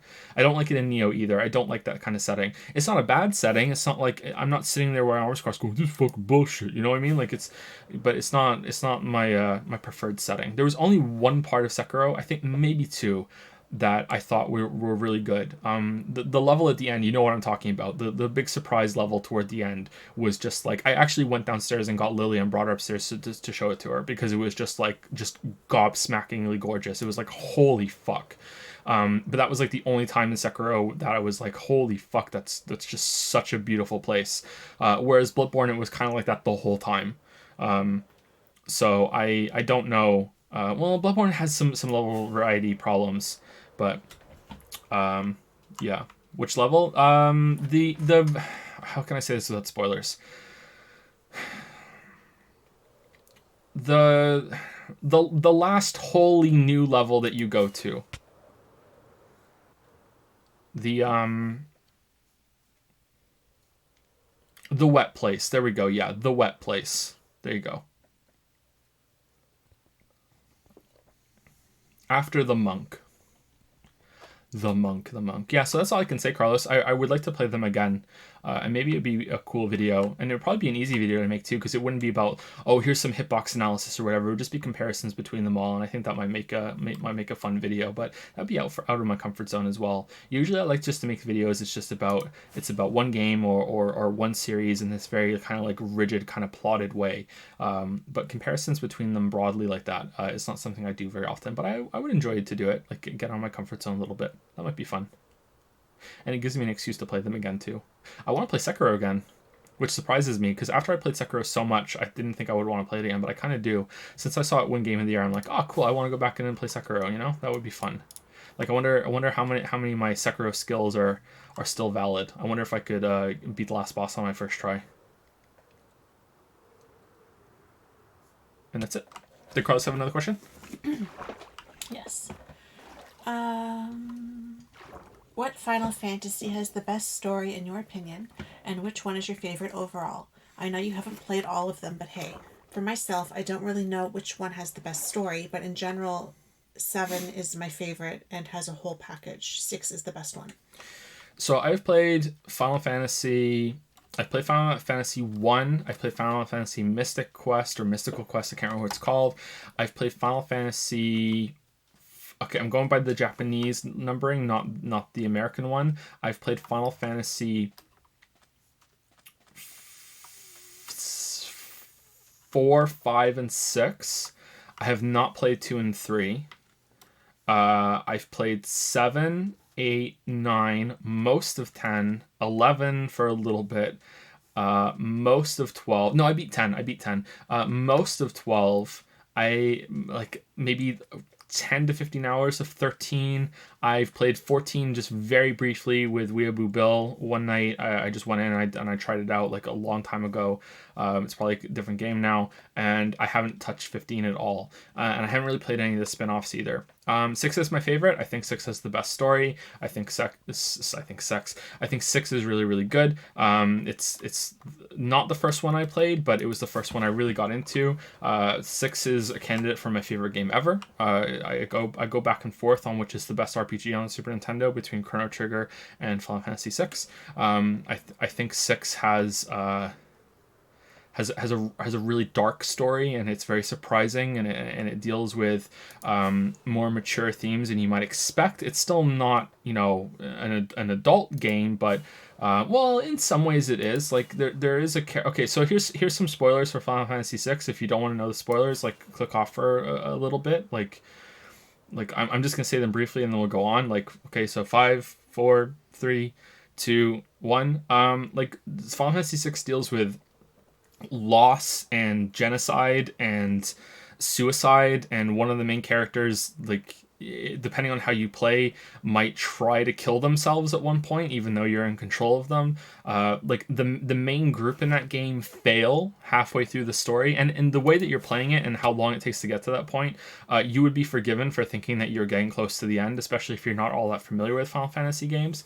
Like you think, okay, here's the big confrontation and everything, and here we go, and then no, you fail, you lose, and you have to go through this huge like licking your wounds recovery time, and it's just like, it's like, holy shit, like, and you it's not even like, oh, you fail, try again. Like, you have to really go through like the ringer trying to recover your party.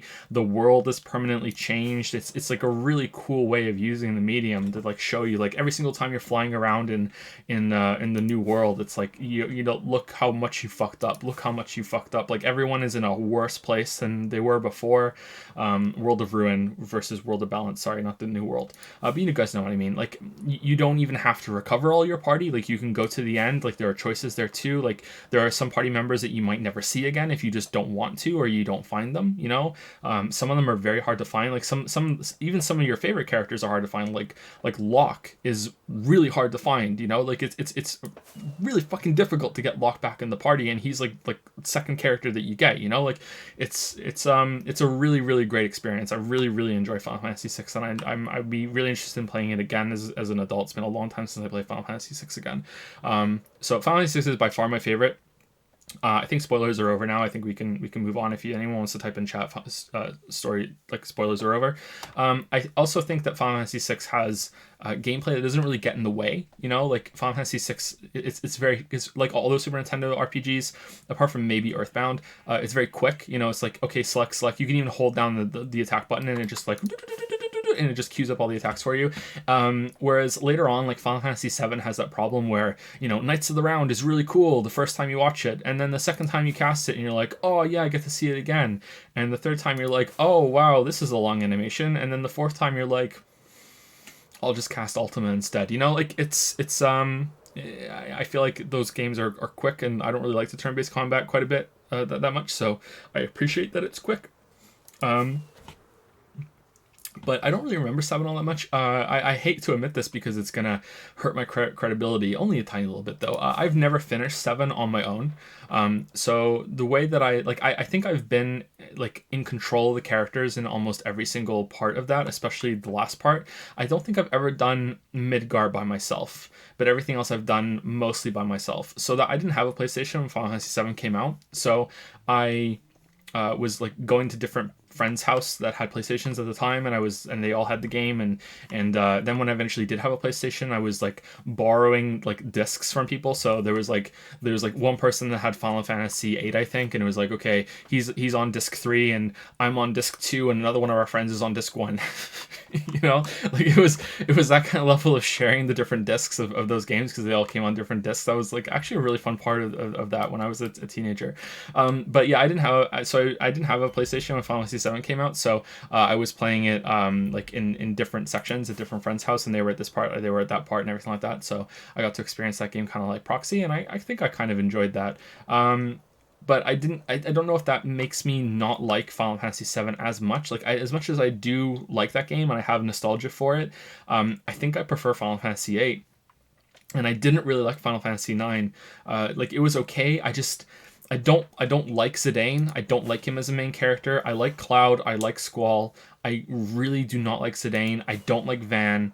I like Lightning. Lightning's fine. And I'm not sure if I would like the main characters in Final Fantasy 15. I think I would, but yeah, just I don't know. It sounds weird, but whenever there's a short blonde guy as, you know, like a short manlet as as the main character of Final Fantasy, I'm kind of like, oh man, like, do we have to? Like, I feel like this is gonna go poorly. Because Tidus is sort of the same way. Like, I don't really like Tidus as a main character. I'm sorry. I really don't like him. He's probably the best out of the three, out of Van and Zidane.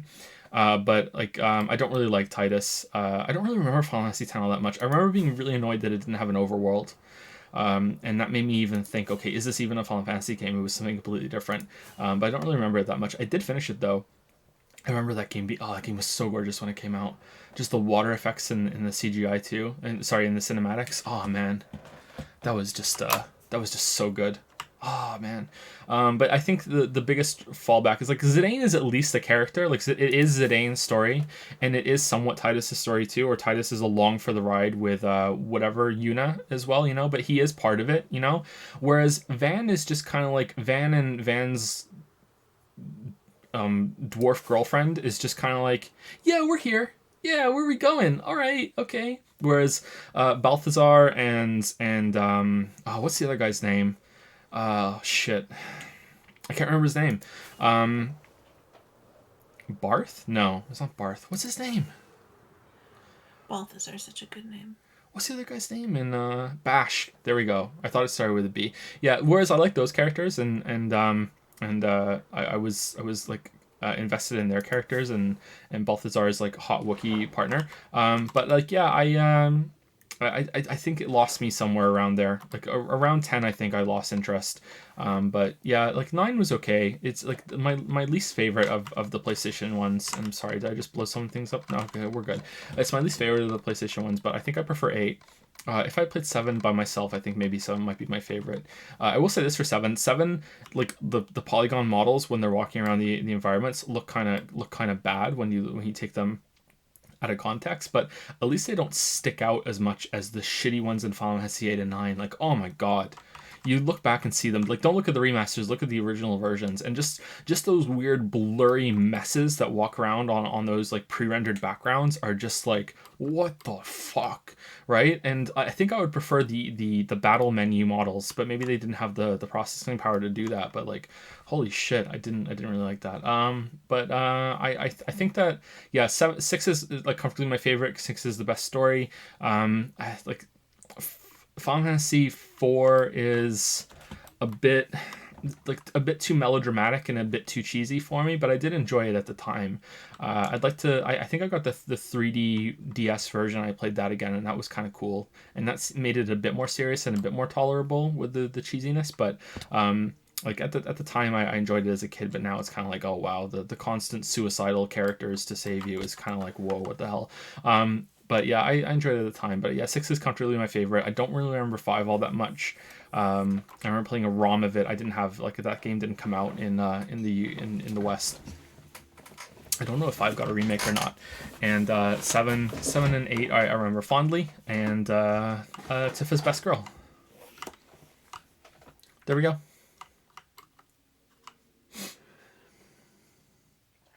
Also, quick ones. Have you played Vanquish? Is it worth it? It'll be released on the current platforms next year, and I'd like to give it a shot since I've never played it. I would like to play Vanquished, yeah, but I haven't. Not yet. Not yet. It looks like fun. I think I would enjoy it. Oh, I didn't answer Carlos's question about Elden Ring. I don't really know if I have any wishes for Elden Ring. Like, I've heard that it's going to be open world, and I don't know if I'm happy about that or not. Like, I'm not gonna say open, like a interconnected world or anything like that. I'm letting that go. I think I would like just a lot of enemy variety and a combat system that it doesn't necessarily have to be as much as Sekiro, but be more than base Dark Souls, unless there's going to be a shit ton of enemy variety. And you still have a beard and longer hair, are you, Geralt?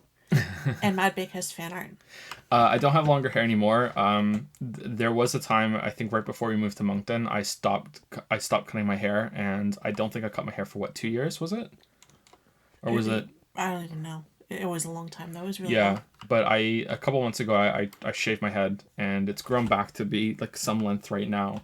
And the beard I've been keeping long. Yeah, I usually have longer hair and a longer beard.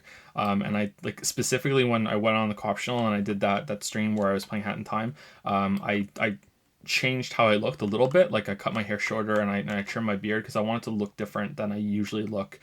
Because this sounds so fucking stupid, but like any level that I can put, like, between, you know, probably not getting recognized in public, even though, like, it shouldn't really be a consideration, but just in case, I was like, okay, I value my anonymity. Then, you know, like, whenever I make it like an appearance like that, I probably will try and make myself look different. But I don't know. I look better with longer hair and the beard. I don't know if I've ever come close to being recognized. I know there are some people who live in Moncton that know that we're in Moncton, and that kind of scares me a little bit because Moncton is a very small place. And there have been times where I've been speaking to someone and they're like, hey, what do you do? And I'm honest. And then they're like, oh, my family member is really into that. What's your name? And I'm like, fuck. You know, so I try to distance myself a little bit from that. But I don't know. We'll see. Maybe that's something I need to let go, because it's going to be too hard to maintain. I really like having a beard.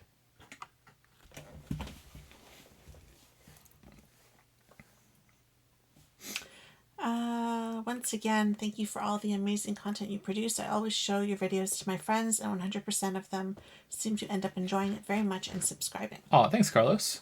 I'm glad that they like it. Happy holidays to you guys and the kids. Here's to an amazing 2020. Right back at you, Carlos. Thank you so much. It's always good to see you. Carlos, I think, is not to make it a competition or anything, although it totally is a competition. Carlos is one of the nicest people we have in the community. Mm-hmm. It has been since the beginning. Been around for a while, yeah. Yeah. And there was fan art, you said? Yeah, Mad Bake did something. I think they put it on Discord, I'm not sure. Because Nadia was like, don't don't look at it. But then Mad Bake is like, it's here. So I don't know. I don't know what you've done. Yeah, Tifa is best girl of Final Fantasy VII.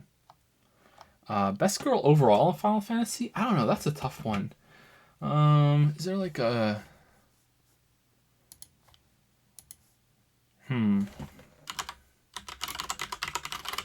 Final Fantasy girls. Lightning's alright.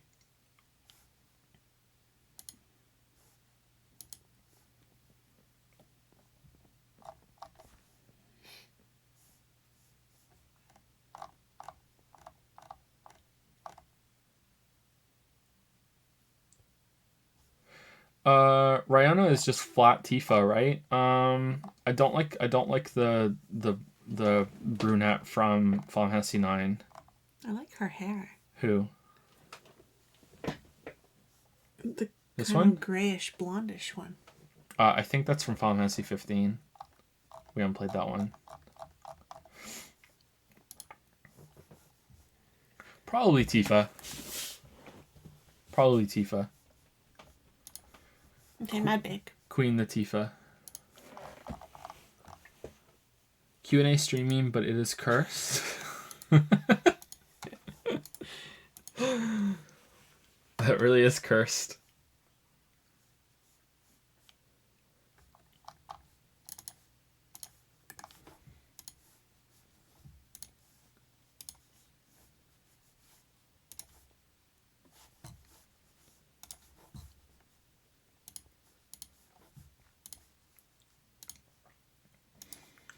Dun, dun, dun, dun, dun. This is in reaction to Lily and I furthering our voice actoring career.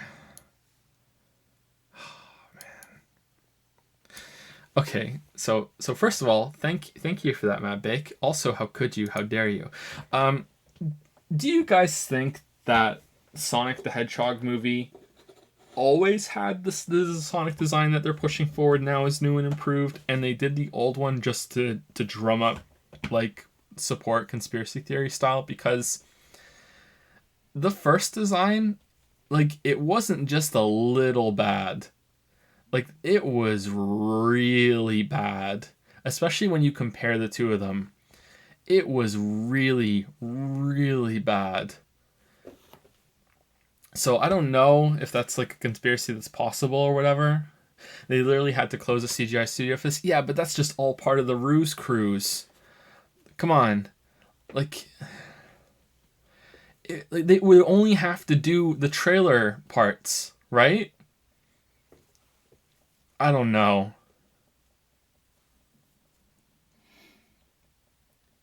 If the full thing is released with the old version, like as extra DVD content or whatever, then okay, I think that's it confirmed. They wouldn't do the whole thing. But why would they delay the movie for like a year? That's part of it. That's part of it. Whatever like momentum they can build up. I don't know. Like, it's so bad. Joe, movies are as bad as video games now, are they? Man. Maybe. I don't watch a lot of new movies.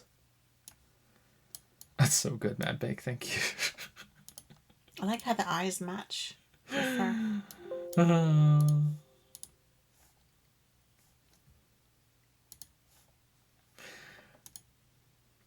But Cats got released and looks like that. But is Cats also trying to be so bad it's good? I don't know. But Cats is like not a beloved video game character that already has those designs. I don't know if like Cats the musical had enough for them to work on. I don't know. Cats looks really bad. Thank you, Rabbit of Doom, for the 14-month resub. Hey, Joe, hope your Christmas was great and that you guys have a happy new year. Christmas is pretty great. Rabbit of Doom. I always love Rabbit of Doom. The boys had a lot of fun, and Kate was there. But yeah, Leo really got it. Leo just kept wanting to open presents, and even when all the presents were open, he still wanted to open more presents, and it was like, that's all there is. We gave them one present they could open the night before. Yeah. on Christmas Eve, and he thought that was it. Yeah. Remember you were asking him about it, and he was just kept saying dinosaur? I told Ilsaroth about that, actually. Yeah, we were talking about that the other day. Yeah. He got a dinosaur on Christmas Eve, and he thought that was all that he was getting for Christmas. Because it's his first Christmas, he doesn't know. He's like, okay. So when we woke him up on Christmas morning, he was like, Christmas so good. I want dinosaur. And he thought that was it. And he went downstairs and he saw all the presents. And he was like, oh, presents! And yeah, he had a lot of fun.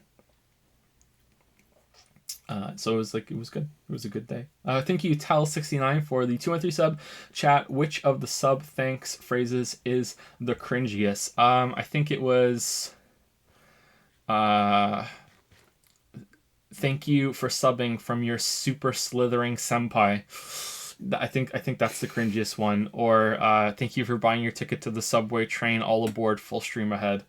I think those are the two worst ones, the two cringiest ones.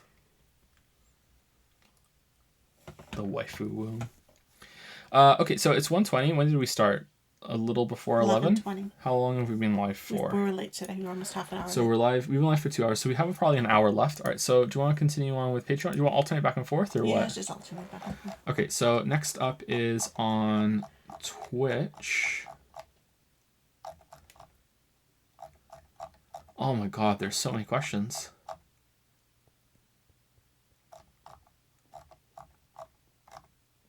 Okay, Assistant Weeby. Some of these are really long too. Okay, I think we're going to be doing this into March. What do you think? Yeah. That's fine. Do. Okay, Assistant Weeby.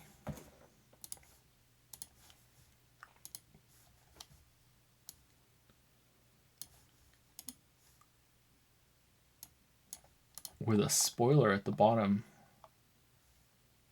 Hey Joe, it's your friendly neighborhood weeb. Good job on getting Madoka spoiled. I expected nothing less of you. Did you think I would forget? To repent for your sins, you should either enable Ayaya or watch Madoka and review it on your main channel, and it's the Sipping Dragon. Nah, I'm good. I won't do either of those things. If you want to enable Ayaya, you know the terms. You can be a weeb, but you gotta pay. You're not going to promote Assistant Weeby? Nope. No. Here are the questions. I prepared them a month in advance, then forgot half of them and asked the other half on Discord. That's the way. There have been lots of times when a certain streamer gets so big, some parts of their community get a bit too infatuated with them. A couple of dating streamers had their movements tracked by a fan Discord server. Another streamer's house got shot at multiple times. Someone else had an FBI squad called on them, etc. Have you gotten into any situations with stalkers or creepy fans or anything of the sorts? If no, then how would you deal with something like that? Is that the whole question? I don't expect much from the first question, but it's Joe, you never know. I know you pre-read questions before, and I was planning to edit this one in right before stream, but 5 a.m. is too late for me. And then the second one is Oh, spoiled. okay. So actually, we did not read the questions beforehand for this one. We didn't have time, so we might read them ahead of time for the other ones. But yeah, we didn't this time. So these are all new to us. We were kind of just talking about that actually. So there are layers of things, you know, that we try to keep separate. I don't like lies. I like to be honest. It's one of my big things. But there have been times when we have lied to you, just like we just bent the truth a little bit. So there is a way for us to keep privacy. You know, like if I've ever said something is nearby, I might have lied about how near that is or the distances of things, you know, that sort of thing. Just to like make it a little more difficult in order for us to be identified, that sort of thing. Like I said, when I went on like Facecam, I made myself look different than I usually do. Not by a whole lot, but enough, you know.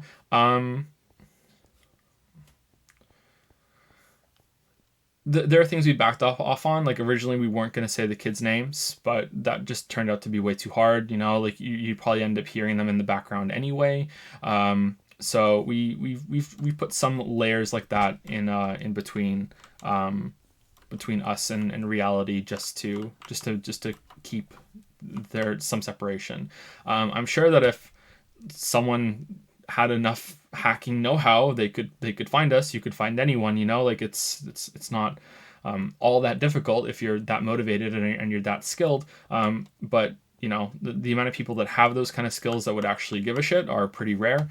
So it's just about keeping there some barriers for some people that might give a shit but don't have that amount of expertise. That's how I view it anyway. I don't think there's been any time that I've had a run-in with someone who has like known who I am, although there have been times when I've been talking to people or when I've gone into a video game store that I'm kind of like, shit, you know, like, if is anyone gonna recognize my voice? I think that the one thing is I sound do you think I sound different in person than I do on the recordings? I think everyone sounds a bit different. Yeah, so like if I'm in the room with you, it's gonna sound different. Even myself, I listen and you sound different to yourself, but I can listen to myself on one stream and listen to myself on another stream and I sound different on both of them. And I think when you start to get tired, your voice sounds different and yeah. you know.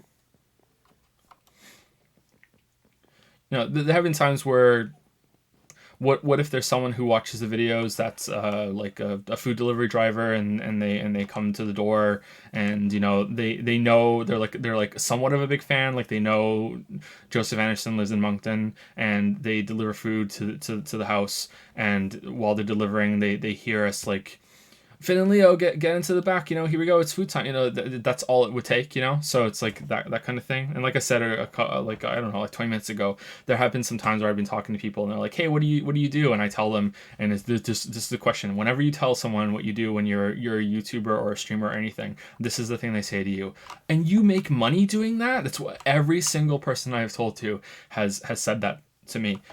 So that's the answer. And it's like, yeah, and then you know, it's like, oh well, my kid's friend is really into that, or you know, my son is really into that, and it's like, oh, your son's really into video games? It's no, he's really into watching these really long videos on them. And it's like, oh, like what's your name on these websites? And I'm like, you know, like that's happened to me, you know, so I'm just have to like, oh, you know, like, and I just do like videos like for IGN. Oh, okay. So yeah, so it is kind of awkward sometimes, and it can be kind of scary that you can get into those situations, because you never know what kind of person will end up finding you. And I don't know, I feel like there's no real danger and the people would be harmless. It would be more of a kind of like for sport, like haha, like I found you, you know, like that's it. But if it ever got creepy, I think that would be very unsettling for us, and I don't think I would like that at all. I was just reading something about, I think, Robert Pattinson. It's not Patterson, it's Pattinson. Pattinson, Pattinson, Robert Pattinson, the guy who played Edward in the Twilight movie. He apparently had a stalker, and I was reading it, and he apparently got rid of his stalker by taking her out to dinner and just relentlessly bitching about his life and just being like the most open, honest, just annoying, insufferable fucking asshole that he could possibly be. And then that stopped her from being a stalker, you know. But I don't think I'd ever have a stalker like that. I don't think there's ever going to be someone, you know, that's made a bubblegum replica of me in their closet and, you know, is just secretly pining for the dragon. I don't think that's going to happen ever. So like I think even if there was someone that was just a little infatuated, I don't think it would be that kind of it would be more like a hateful sort of thing. And I've gotten death threats. I've gotten, you know, like I'm gonna find you and fucking kill you because you didn't like God of War, like and then there's like the more passive death threats of like, I hope you fucking die, I hope that your kids die, I hope this, I hope that. There have been people that have been like left comments on different forums and are like, I was following this guy for a long time, but you know, like now I don't like him anymore, and you know, I feel really sorry for his kids because he's such a horrible fucking father, you know, like they just go for like what they think is going to be the jugular for insults, you know, that sort of thing. So I think that kind of hate is going to be what's common. Is not going to be like an infatuation. I don't think hate gets you to the point where you are stalking someone, but yeah, I don't know. I think if there was going to be something that would have happened by now with Odyssey and Silent Hill 2, if I ever made a big video and it got a lot of views, I think maybe that would be the only ever time if it was on Silent Hill 2. I think that would be the only other time that would happen. But if I made a video on Silent Hill 2, it would be nowhere near as critical as the Odyssey video, because I like Silent Hill 2 more than Odyssey. You know, it would be honest. And it would probably be tied up with a lot of the other Silent Hill games at the same time. So I think if it was going to happen, it would have happened already with the backlash to Odyssey. But yeah, it's okay. I don't really worry about it all that much. Maybe I should. Yeah, I don't know.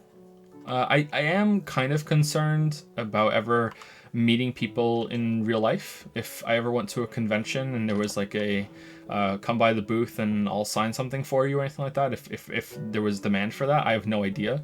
I know there's some people, some YouTubers that have gone to those things when they're much like smaller in audience than I am, and they usually have a fan meetup, but I've never done any of them. So I think maybe it would be, if I ever went to a convention somewhere, I would just announce it like the day before. Hey, I'm going to be here, so there'd be as few people as possible for the first time to be something I could ease into. But I don't know how it would be if it was a whole thing. You know, like if it was announced ahead of time, there'd be a lot of people there. I don't know if I would like that. You know, like I don't know. I don't think I'm socially awkward in person. But I don't think you can prepare to be in that sort of situation ever, because unless you've been in it, and if you've been in it, then, you know, how did you prepare the first time? So I don't think I would be comfortable, and I don't think I would have a good time with that, even though it would be cool to meet people, and you know, like, no one has ever told me in person, for example, that, hey, I really like your videos and I'm a big fan. Like that's never happened to me in person. It's happened to me like on voice calls or on the phone when I'm speaking to some people, but it's never happened to me in person, and that might be cool, and it might be like, oh, you know, like let's talk about some video game stuff in person. That would be interesting, but actually, like, interacting with a lot of people, I think would be awkward for me at first, and I would be uncomfortable, but I would hope I could get used to it. Was there another side to that question? Oh yeah, another streamer's house got shot multiple times, and then someone got the FBI squad called on them. Yeah, that's called swatting, right? Some people get swatted. Yeah, I worry about that a lot. There was a video that was posted on Reddit the other day of it was a body cam footage of a cop, and this is actually fairly serious. This is not a joke. If you go and look at this, I like really be prepared to have something that's just like you don't really see much, but it really disturbed me as a dad. The body cam footage was this cop went into a house after the police were called, and he's going through the house, and he goes through the living room multiple times, and as he goes through the living room like the third time, the family's small dog barks at him, and he turns around and like unloads, I think, 3 shots into the dog. And one of the shots, it looks like one of the bullets like hits a little girl that was next to the dog right in the eye. It turned out that in the follow-up, it was a bullet like shattered on contact when something had hit in the house, and part of the fragment of the bullet went into her eye, and like I think she lost her eye. But in the video, like I had to turn the video off because I was getting really upset. Like in the video, this is like something that really gets to me now as a dad. In the video, it just really looks like the cop turned around and shot this little girl in the face, and the girl is just screaming, and you can hear the dad just howling in the background, just like he's just like just a fucking like yeah, it really got to me, that sort of thing. So anything to do with like potentially like the police coming to your door, like swatting is when you call the police and say this house has a hostage situation in it, even though like you have nothing to do with it, and they have to take those calls seriously. And sometimes the police will respond by sending SWAT there. That's what's called swatting. And Total Biscuit used to talk about that quite a bit. And like if the police go in at like already escalated, thinking this is a really bad situation, and you know, like if the police come just on a night that maybe you're not prepared to handle that, or maybe you've been a little irresponsible at night. You've had a couple of drinks. Maybe you don't understand what's going on outside. Maybe it's like they show up just as you know, it's a heated moment inside. You know what I mean? Like the things could go really bad really fast for something that's completely benign. You know, I think someone got swatted and they went to the wrong house even. And something went horrible there. I think I saw something about that. Someone was convicted for something they did about that or something. I don't know. So yeah, I do worry about that. I think it was Dr. Disrespect that someone drove by their house and fired 3 shots into their upstairs window, didn't they? Something like that happened. Yeah, I think that's, you know, like I think you have to be a much larger presence online than I am to have that kind of response. And that's just completely unacceptable. I don't know. I hate to say it because we're nowhere near that, and I doubt we'll ever be anywhere near that.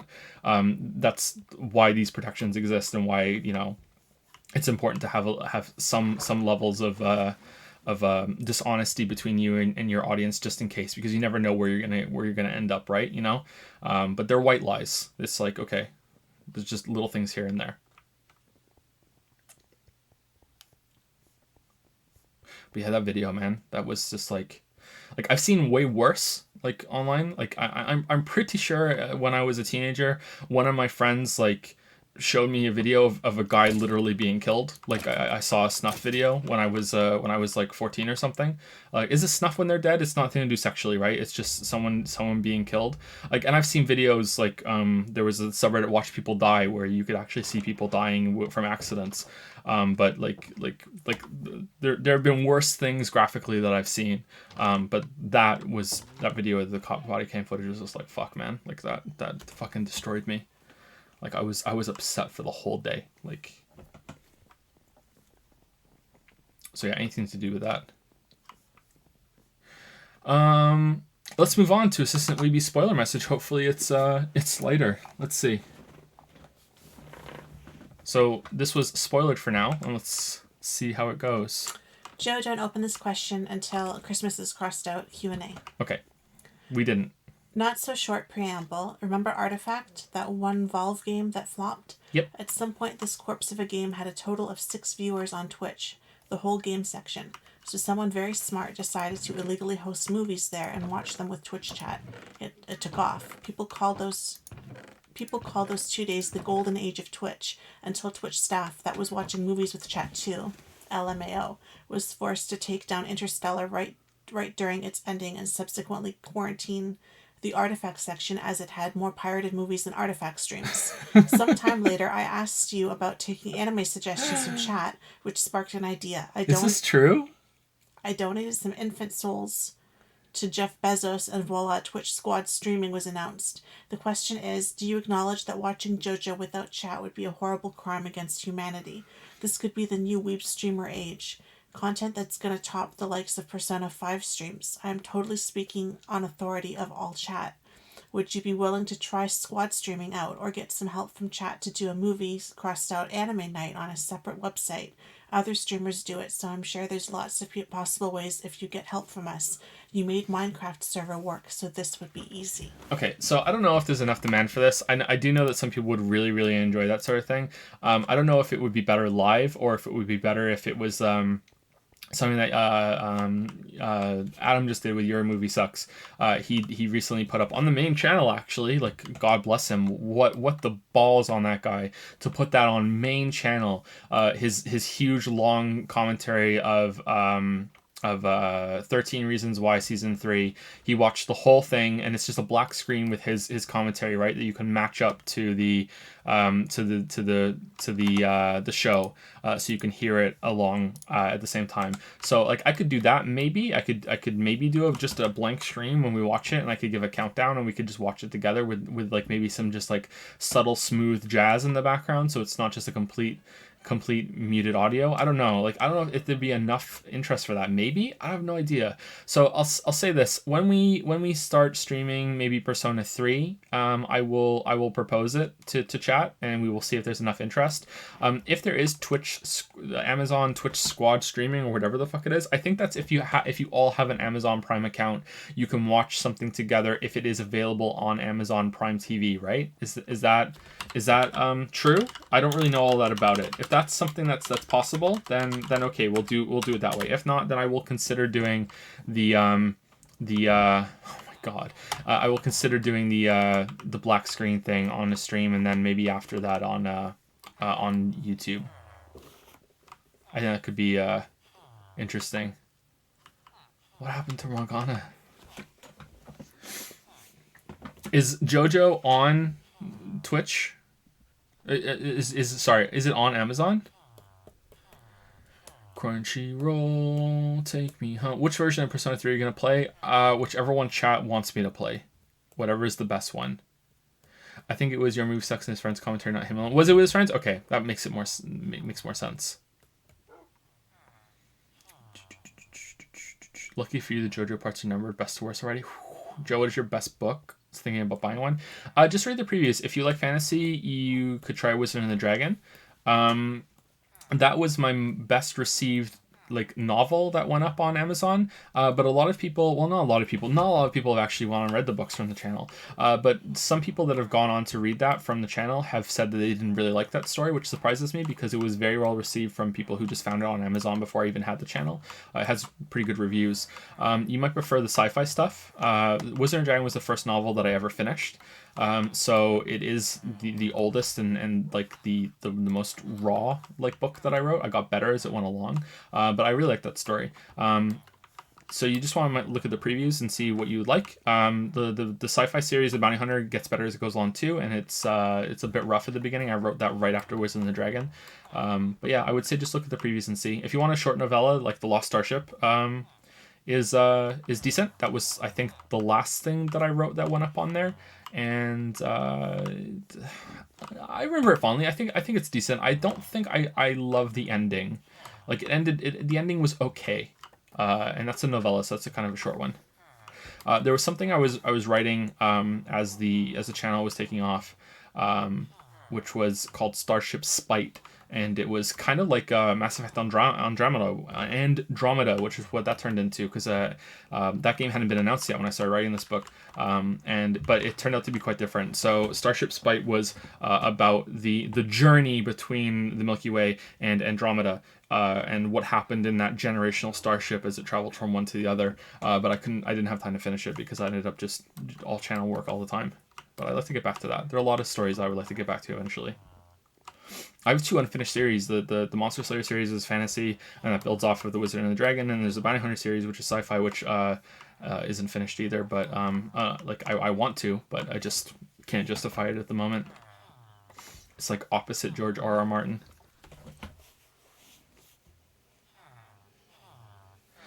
I think you still haven't read my Discord message about Persona 3's difficulty. By the way, there are a lot of Discord messages I haven't read. Sorry, there's a lot of Twitter messages I haven't read either. I think sometimes it's even a dev that works at a big studio will message me and I'll read it and I'll be like, what the fuck are you messaging me for? Like what? And then I don't even answer that because it's just chaos here at the Anderson household, let me tell you. Cats and dogs living together, mass hysteria. So sorry about that. I try, but I get so many messages every day and then I just get behind on them and it becomes difficult.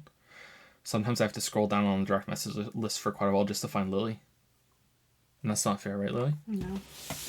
I should be front and center, top of the list all the time. What are your thoughts on Code Vein? Is it dropped? How does it rank against FromSoft? I don't know. I think it's still, I think I prefer all of FromSoft's entries than Code Vein, but Code Vein is better than Surge 1 for sure. It's not as good as Neo.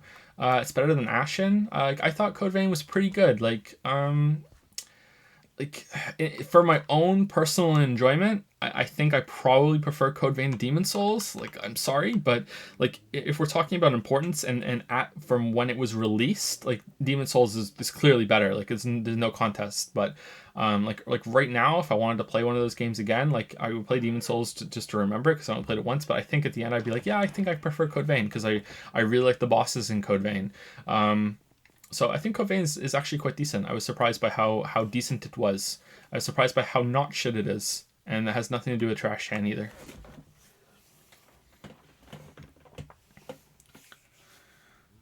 You said you didn't watch movies much, but that's Ghostbusters? Oh, I used to watch movies a lot when I was younger.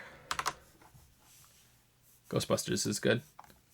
I'm going back to Yeah, so let's go back to Patreon and then we'll come back to Twitch for your These ones Munder. look smaller at least. Who's next on Patreon? The Axe Warrior, who asked their questions and then added to it later. What the fuck happened here? Oh, we won't get that far tonight anyway. Whoa, okay, Open Office is just like completely shit the bed.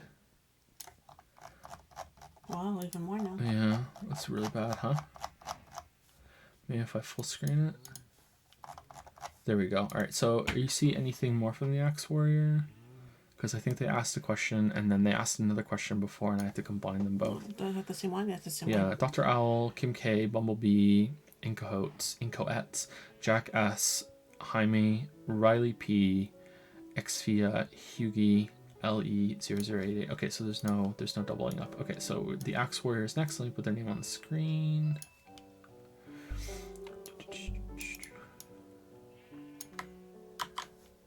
I think maybe next week we're not going to use the Minecraft server. I think we'll skip a week and we'll play a game instead, and we'll come back to the Minecraft server every now and then. I think I do better when I have something to occupy myself with, or maybe I should actually try to do something in Minecraft. I don't know. I feel like some people might disrupt me when I try to do that. I don't know. Shit this. Okay, we're done. Okay, cool.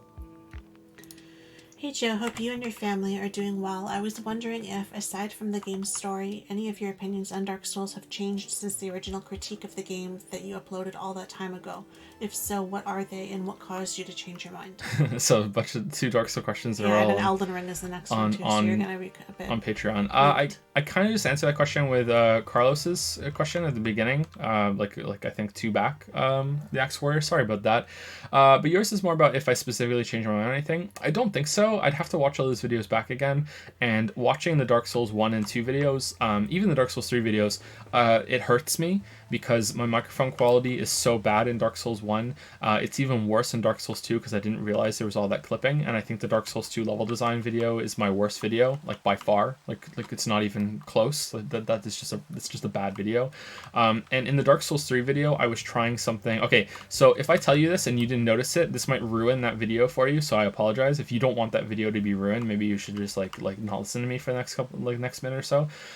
In Dark Souls 3 video, I was trying to fix the complaint or address the complaint I had, which was that I am too monotone. So I tried to do the video like I'm talking right now, which is like forced a smile on my face, Joker or mask salesman kind of way, to make it sound like I had more emotion. So I did the whole video with this fake smile that's creeping Lily out right now, and doing this like little fake laugh here and there that wasn't always fake, because sometimes I really was amused by some of the lines I was saying. So the whole video kind of sounds like this, and I hate it when I go back and I listen to it. I'm like, yeah, this does not work. So like the Dark Souls videos aren't really my favorite. Bloodborne's pretty good, although I haven't watched that back recently either. So I Yeah, Vivar, that's pretty much what he looks like. So I don't really remember all the points that I made. I think that the only point I would probably ease up on would be, like this is really specific. So I complained in the Dark Souls 1 video that when you're fighting the Gaping Dragon, that one of the spellcasters in the balcony can just become active and just pelt spells at you over and over and over again, and there's absolutely nothing that you can do, and that this was like a big problem in this fight. This is stupid.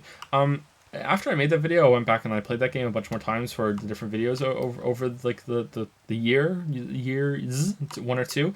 I actually like the Gaping Dragon more when that happens. I feel like it adds a whole other dimension to that fight, and it adds difficulty to it. Like, you have to keep track of that guy. So I actually leave that guy up on purpose now. So that's something specific that I changed my mind on. I actually like that that's the option there to make it harder for you if you just run ahead. So that's something I disagree with now.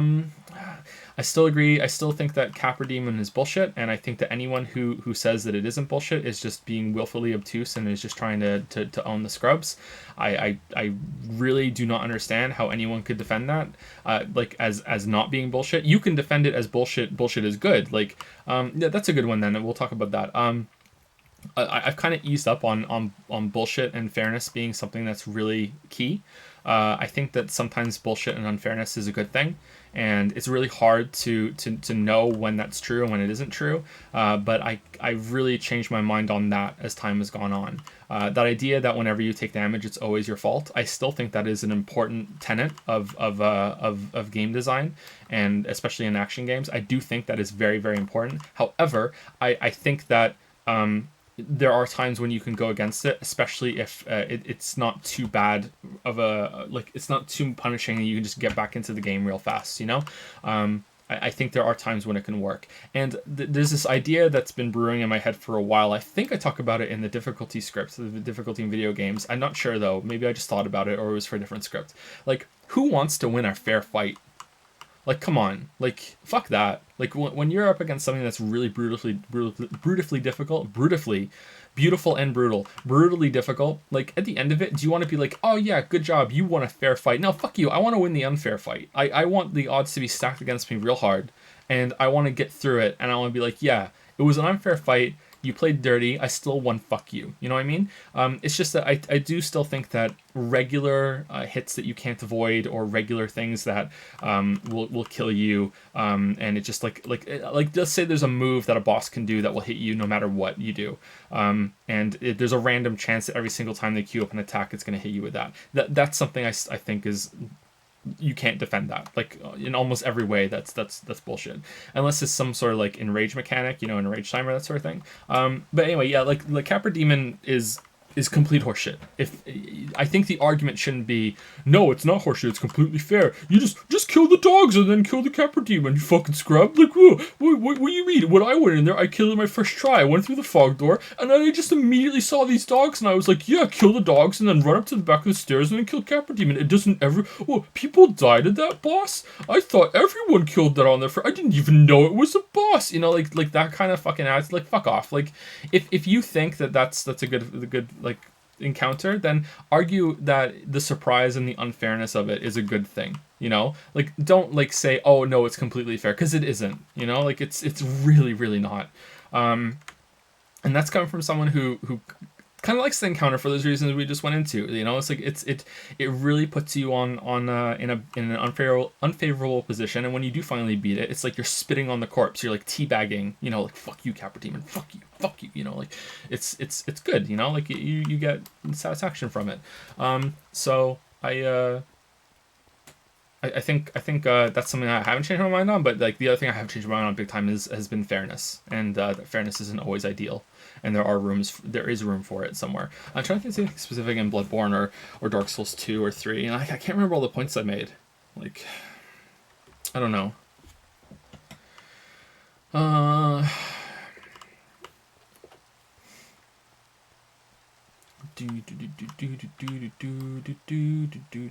wish I would have gone into more detail on different weapon builds, because I was really annoyed when a lot of these answers begin with me saying I was really annoyed. I was really annoyed when I was reading some of the feedback to the Dark Souls 3 video.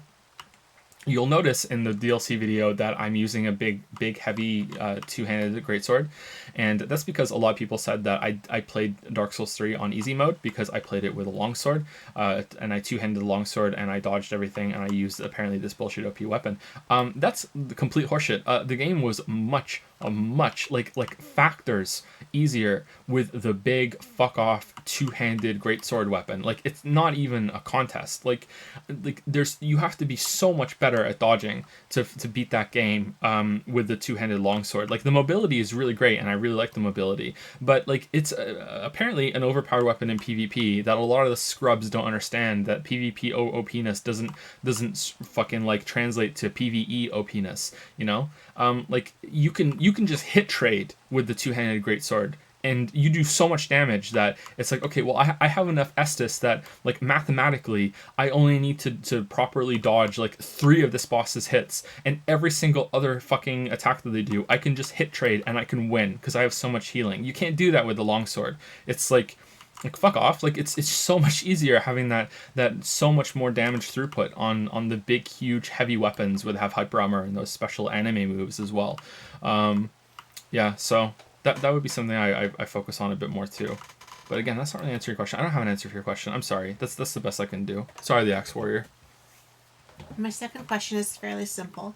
I would just like to know what your thoughts and or feelings are on the idea of From Software's latest game, Elden Ring, and open world Souls-like, which you kind of talked about. Yeah, I kind of talked about that with Carlos too. I don't really know enough information about it. Sorry, I don't even know if there is all that information about it. I'm imagining something kind of like some of the tower areas in Breath of the Wild. When I imagine Elden Ring, I imagine kind of like an open world that's sort of like Hyrule Field in Twilight Princess, with there being like big towers and cave systems to climb into or out of, sort of like that you find in Breath of the Wild and maybe Ashen. That's how I'm imagining an open world kind of Elden Ring. I'm hoping that it's sort of a mistranslation, and open world is more like the Dark Souls open world, that you can go in any direction that you want and it weaves back into itself, rather than just being like this big open Skyrim kind of field. But that's how I imagine it. But like I don't know if there's all that information about Elden Ring available, so I can't really comment on it. Sorry.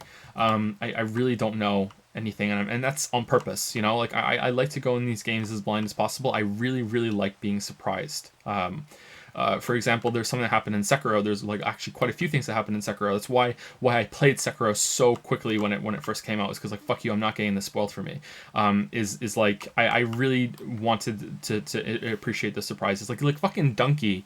Like I know like maybe the statute of limitations has fucking elapsed on Sekiro at this point, but I really don't think it should. I think spoilers should last a while. But like fucking Donkey spoiled what I think is the best moment in all of Sekiro in his top the games of the 2019 list in the video that just came out yesterday, I think. And like what the fuck? Like I think that's really lame.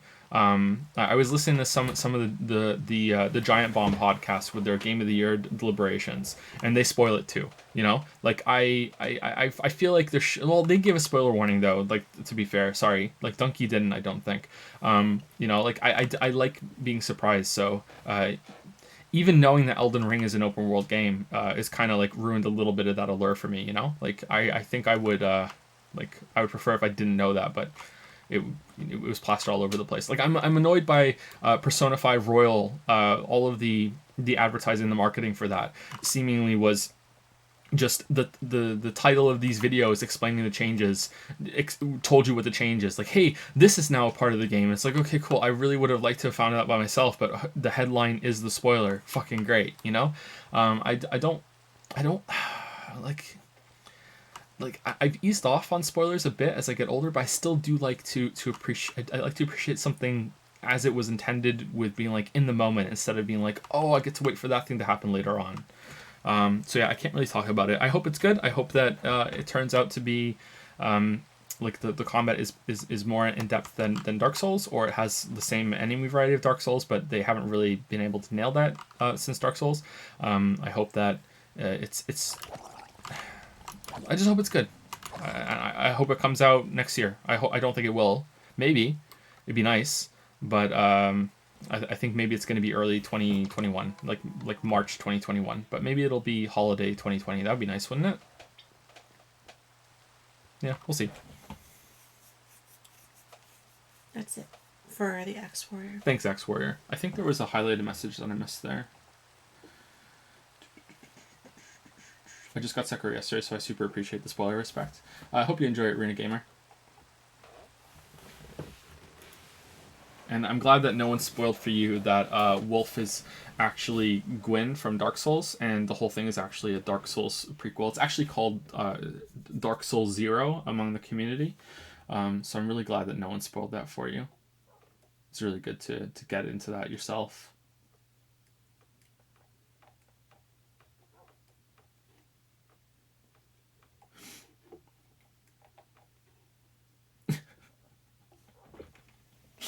Thank you to Not Tomorrow for the new sub. Welcome to Prime Time. Welcome to the Pickle Jar. Thank you, Not Tomorrow. Thank you, Type BS. Ooh, for the 4-3 sub. Not able to sub very often, but glad to support you when I can. Thank you so much, Type BS. Any sub is, I think, like infinitely more support than watching all the videos with ad block. Ad block absolution is just a sub, you know, or like I think maybe a couple dollars on Patreon once. I think that's ad block absolution. I believe, because each ad watch is just so little. It just adds up over a bunch of views. But I don't know what the current rates are for one viewer. So don't feel bad at all for not being able to sub very often. Like any sub is just so much more support than most. Thank you. Can we get a claw fist? Claw fist. Claw fist. Lily's here, by the way, in case you didn't know. Thank you, West Nile Kyle 50. That's a cool name for the new sub. Welcome to the West Nile Kyle sounds like kind of like a West Nile Kyle 50 sounds kind of like a rapper name. So welcome to the Down with the Dragons. Okay. Yeah, down with the Dirty Dragons. Ooh. With a Z on the end of Yeah, dragons, yeah. right? The Backstreet Slizzards. Yeah, there we go. That's horrible. Thank you, West Nile Kyle. Maybe that'll be the only sub. And last but not least, thank you, Some Dumbass, for the 913 sub. Thank you very much for not doing the pregnancy resub joke. Thank you very much, Some Dumbass.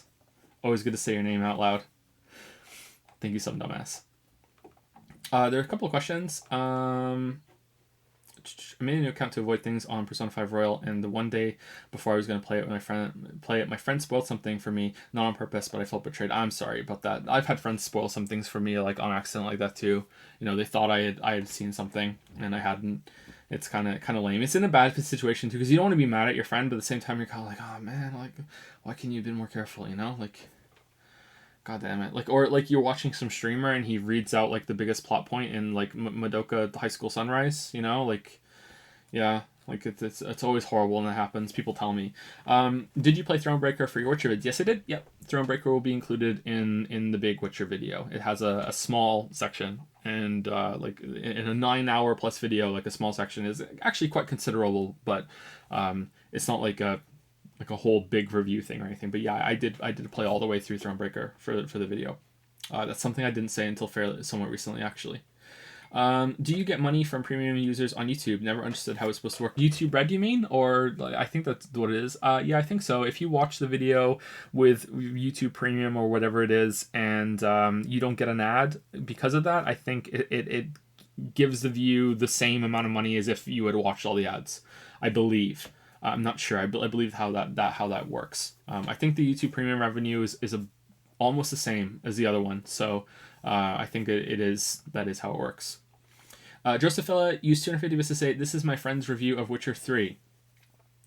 Is it accurate? The Witcher 3 shredded celebrity boomer enlists the help of countless beautiful women to aid in his quest to find the ultimate beautiful woman, his daughter, that's not actually his daughter, kind of." I mean, if you think 2 is countless, sure.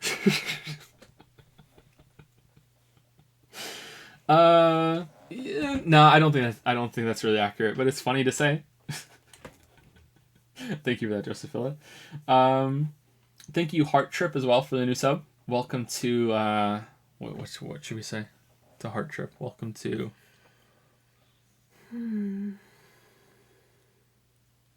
We're supposed to dial back on the cringe, but if it's a new sub, they get welcome to something. I'm trying to think of something like for the holidays. The Hatafu Hen House, because it's Heart Trip. Does that even work? What does Hatafu mean again? The Hatafu boy. What does that mean? Hatafu boyfriend. Hatafu Hen House. I don't even know what that meant. What that means. I think they like it. It means heartful. There you go. Heart Trip gets a welcome to the Heartful Hen House. There we go. Why does Lily saying Cloffish so satisfying? Because she's so lovely. So lovely. Okay, so let's go back to Twitch, and we'll do one more from there, and then maybe that'll be us. But if not, then we'll do another one on Patreon. Let me see. What is the next one on Patreon? A quick one. Oh yeah, it's a quick one. Okay, so we can probably do this one, and then we'll end with Dr. Owl, and then that'll be it for tonight, I think, everybody. So we have 2 more to do. I might ask for some questions from chat at the end too, although we've been pretty good about asking questions from chat as we've gone, right? Yeah. So this is Yormunder. Hey, Joe and Lily. My first question. Not sure if you answered this before. Do you struggle with imposter syndrome, and if yes, how do you deal with it? I work as a programmer, and my whole career is based around the fact that I don't have an aversion to using Google. I feel like such a fraud sometimes, especially when I can't remember the most basic shit and have to Google it. I suffer from imposter syndrome so badly that sometimes I wonder if I'm even good enough to really be worthy of having imposter syndrome. So yeah, for sure. I know that's a big problem with programmers because of what you're describing, that you have to Google so many things and look up so many things. When I was dabbling in programming, I ended up having to look up quite a lot of stuff. When I was following tutorials in Unity, and I was following tutorials learning how to code in Java a long time ago, like even stuff I would watch the tutorial and be like, well, like that meme with Patrick, and be like, yep, I understand, yep, and then it would come time to do it, and I would be like, nope. So I'd have to go back and look at it again and again and again. I don't know if that's because I'm now bad at learning. Now that I'm old enough and I've been out of school for so long, I wonder if I'm bad at learning now. I don't think so, because I don't like that answer, but maybe it's just that coding is really hard to get into, and it's like kind of like rewiring your brain a little bit. But when I was younger, I was pretty good at math and logic stuff, so maybe, I don't know, or maybe I was fine, and I don't have a good reference point to know if I was actually that horrible at it when it came to remembering things. But even when it comes to video editing, there are tricks that I've learned somewhat recently, fancy stuff with masks and text and motion tracking and all this other stuff. I've been trying to dramatically improve that side of the video production, because I feel like I've stagnated a little bit with past videos or recent videos. It used to be that I would try to do something new with every single video, even if it was something small and insignificant that only I really noticed when I went back. I always tried to improve and expand on my toolkit for when it comes to putting the videos together. And then toward the end of like the last few videos or so, it's kind of been like, oh, like I'm just doing the same tricks because I'm running out of things I can teach myself. So I've been looking up tutorials and learning new things to do in video editing. And the Chan of the Year was kind of like me, like flexing some of the things I had learned a little bit and trying them out a little bit, just minor things. They weren't all really that impressive, but like making the text go behind Trash Chan's head in that clip, like things like that are actually pretty hard to do when you don't know, like when you haven't been told or taught how to do them, like if I had like a lot of time, I think eventually I would have stumbled onto, oh yeah, I could do that. But things like that, I feel like I have to go back and look those things up on tutorials again over and over and over again, kind of like a programmer does for a lot of things. So I think that a good way of looking at that is that someone actually just said this in chat, is that you shouldn't feel, I've said this about writing before, like you don't, if you are creative for anything, and coding is being creative, I actually believe that coding is an art form. I know that might be a little controversial for some people, but I actually do think coding is an art form. That if you are not learning from what people have done before you, you're really wasting part of your life. And that sounds really like dramatic, but it's true. Like if you were to like a writer and you're like, okay, well, I'm going to be a writer, but first of all, I'm going to make my own fucking language, like that's a waste of time, like you want, and that's an extreme example, I know, but anything about techniques and literary devices, you want to know this shit. And it's not just about, about just following what everyone else has done. It kind of gets into the idea that you should know the rules before you break them. I think that a lot of teachers teach that in a really bad way, and they don't really fully explain that it's about saving time and like huge chunks of your life without, having to reinvent things that have already been discovered. You want to build on that and just put your own spin on it. And I don't think you should ever be ashamed of having to look something up. And I don't know actually what our society is going toward now, where it almost feels like a waste of time to memorize things like dates and history and everything. And I know I feel this, and maybe it's a really bad habit to have, but anything that I know I can Google in 2 seconds, I just like, just out of my mind, like, who cares? Like, I'm always going to have Google. Like, I'm always going to be able to fact check that. And even if it is something I remember and I'm like 99% certain that I know it, if it's really important, I'm going to look it up anyway. So like, I know it's pretty bad to have that such dependency on like this big database of information that we always have access to, but I feel like it's inevitable, and we need to just trust the system. But something about that kind of sits poorly with me. I don't know. But yeah, like I feel like it's a good thing that you get to save that brain space and you don't have to do that over and over and over again. That said, there are a bunch of things that you should like take the time to memorize if you're doing it over and over and over again. But that's where I get into coding, is just kind of like out of my area. Although I would like to get back into it at some point. Yeah, I get imposter syndrome a lot. One of the most important videos that helped me deal with that was an interview. I can't remember what channel it is, but it's a very bare bones YouTube channel. Maybe it's even not even primarily a YouTube channel. Maybe it's from TV and they put them on YouTube. It's just like they get like authors and writers and oh, that's a repeat there. Actors and just famous people, and they have them like in front of a white background, and they just ask them questions on text. There's like a text that shows the question, and then it has their answer, and that's it. It's just very bare bones. John Irving has been on it. I think Lily has watched some of those, and one of them was from Edward Norton, and it's Edward Norton is like one of my favorite actors, and I like Fight Club is one of my favorite movies, and I really like Edward Norton. I think he's really, really great, and he was talking about sort of like, I'm not sure if it was directly imposter syndrome or if it was something about like how do you deal with confidence and everything, and it was really kind of important to have someone who I consider to be very, very talented and very, very successful. And he basically said that every single time that he goes on stage, or he plays a role in a scene and they're recording, there's a part of him that expects that someone's going to come up to him, pull him aside, and be like, "Oh wow, you have no idea what you're doing, do you? You just kind of got here by luck, and no one noticed that you were absolutely terrible until now, And having someone that's at that level just admit to that was kind of like, oh shit, like that was kind of like, oh, right. So like I feel that way sometimes with the streams and the videos, more so the videos than the streams actually, because I really do feel like I'm not that good of a streamer. It's just kind of like I've said before, I'm just some guy here. We're just gonna play the games and we're just gonna do our thing, and if it goes horribly, like yeah, just kind of like we're just fucking around, It's just there is somewhat of a performance here, like I spoke about earlier, because it's such an unusual kind of thing that you're going through, but it's still just me being me on here for the most part, and I feel like there's less pressure there. But there are times with the videos where it's kind of like, oh, okay, cool, like is this going to be the video where people are like, oh, you have no idea what you're talking about. Now thankfully I am confident enough that when that has happened, that people have actually come across and said, hey, this video is shit, you actually have no idea what you're talking about, that I know how to find out if that's real or not, and that's if they actually have any examples whatsoever. If they're saying like something specific, where did that come from? I didn't see that earlier. If they're saying something specific, it's like, oh, okay, then I can learn from this. But if it's just like, hey, you're shit, and then you ask them why they're shit and they don't say anything, it's like, oh, okay, they're just a mad fanboy, maybe, or probably.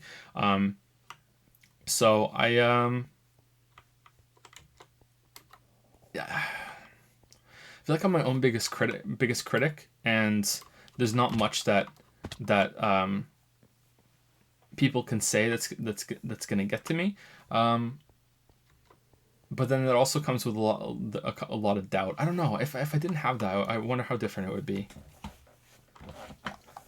Is this something everyone has? Is there anyone in chat right now that is in like a creative position, or like a really important position in their life, and they don't have imposter syndrome in some way? I know it's really ubiquitous in programming. I don't know.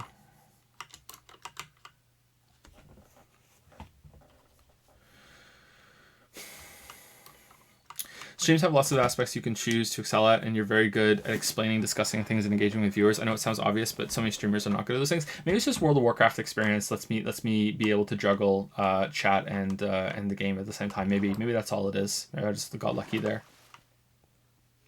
Weebs can't be in important positions, Joe. For what I understand, everyone experiences imposter syndrome. Yeah, that's what I think too.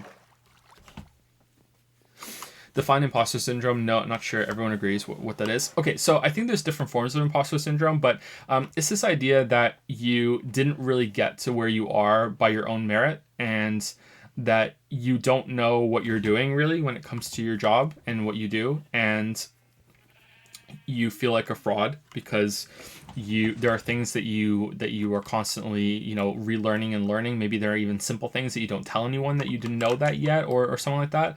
I think that's a too specific an example though. It's just this idea that at some point someone's going to call you out and say, oh, you're actually shit. You actually don't know your job. You've just been pretending this whole time. Like, you're an imposter. Like, you really aren't good at this, even though so many people think that you are. And I'm the first one to see through you. And now I'm going to tell everyone. And it's not about that happening, because that does happen to people. It's that you think that they would be right at the same time, you know? I mean, I think I could handle more mushrooms than that. I got invited to Madrid to cast the Rocket League World Finals, and it happens to me all the time, even though I made it this far. Oh, congratulations on doing that. Like, I spoke about something that happened earlier. Like, there have been multiple times when people that work at like game studios, and sometimes it's AAA studios. There was actually someone who contacted me a while ago. And I don't even know what studio they were in, but it was when I said if there's anyone who's in game dev and I have a couple of questions, if you could message me and I would just want to talk to you about it. And like they said, I can answer any of your questions, but if they're really specific, we're gonna have to sign an NDA. Like that's the kind of level that the studio was at. You know, there have been people that have worked on like huge exclusive games for both consoles that have contacted me and just messaged me like not big time, just like a brief like, hey, I really appreciate your videos, or hey, like can we talk about this thing real quick, that sort of thing. And whenever that happens, like it's just like my whole entire being, I think that's where I experience imposter syndrome the most. My whole entire being just goes into revolt. And it's just kind of like, oh my God, why the fuck do you want to talk to me? Like, it's just so total, like, oh my God, like no, like you shouldn't listen to me. Why? Like this isn't what the videos are for. Oh my God, I can't believe that someone who makes games actually watched my shit, and might be taking me seriously, like it's that kind of level. That I just revulsion, I guess. I even had someone who worked on a game like again a really big game was like, you should try and hire yourself out as a consultant that goes into games during their development and help studios like on their games in the final phase. And just every part of me was just like, oh my God, no, like I could never do that. I could never ever even just imagine myself in that position where I go into a game studio, these people that have worked so hard on this game, and here's me, fucking YouTube Joe. Oh, here's what you should do, guy. Like, oh my God, I would die. I would just cringe into a ball and die. Like I think that's where I get the most. And like I don't even think that's imposter syndrome at that point. I think that's actually a legitimate answer I should do. Like I'm not a game designer. I shouldn't feel that. I should feel that way. But like there have been times where I feel like people are taking me too seriously. So maybe that's the heart of imposter syndrome. I don't know. But yeah, for sure. Like I don't know how to combat it. Like every time I put a video up on the channel, there's always this feeling inside of me that's like, okay, is this the one that's going to be really, really bad? And I think it kind of happened with maybe Inside. I think maybe the Inside video was off the mark. There was a pretty bad backlash for subjectivity as implied in the horror games video, but I don't think that was deserved backlash. Like usually when a lot of people respond negatively to your content, it's the creator's fault. But this was actually the rare time when it wasn't. That there was nothing wrong with the points in that video. It's just a bit, maybe the answer there is to be more clear that it was just like, hey, why they don't scare me? you know, but it's right there in the title. So I don't know. I kind of feel like that's one of the rare exceptions.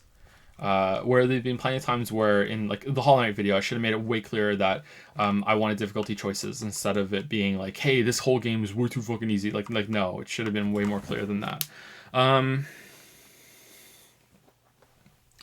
That was backlash from like a faction. Yeah, that's true too. That was caught up in some engineered some drama at the same time. So it's hard to gauge that. Yeah. There are some people that were fishing for drama there in order to raid some clicks, and I'm very well aware of that. But I don't know, like maybe there was spillover. Like that's actually really hard to gauge. Yeah, you're right there, Wuggy. I feel like imposter in reverse. I think my job is super easy, and I'm surprised when others struggle with it. I can't say that because it sounds arrogant. Well, unless you're a brain surgeon, I think maybe you're just not challenging yourself enough. You should try and like push yourself somewhere else. If you are a brain surgeon, then thank you for your service. I don't know, imposter syndrome in reverse. I have it like with everything. Do you? I have it with being a mother. And I think I don't know what I'm doing. People are going to find out how bad I really am. You know, like I'll see someone else. But you're a great mother. Yeah, but I feel like I could always be doing more. You know, I could always be doing something better.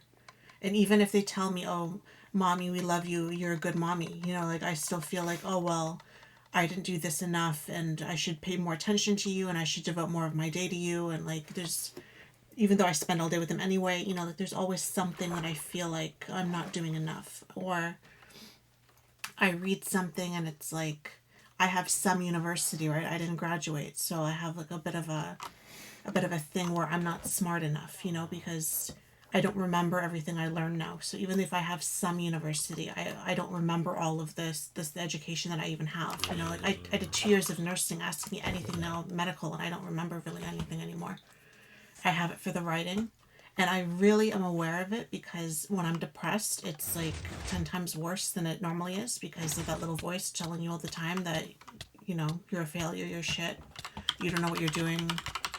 And then when I'm manic, that little voice telling me, and that's the best part of it, is that telling me you're amazing, you're funny, and you're brilliant, and you're beautiful, and the kids adore you, and Joe loves you, and, you know, people wish they could be like you. Like there's this, you go from one end of the spectrum to the other. So then when you're just normal, you miss it, you know, because you miss that utter, like, unfaltering confidence that you had.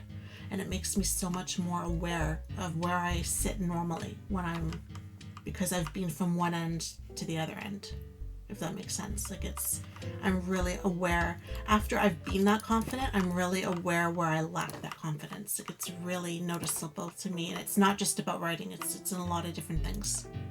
I don't know if that's normal or not. I don't know if you guys have the same kind of thing, but I'm really aware of it after, because, you know, a lot of you have depression and stuff too, and I'm sure when you're depressed, right, it's really, it hits you a lot harder, I think, right? Like that criticism, that self-criticism that you have for yourself.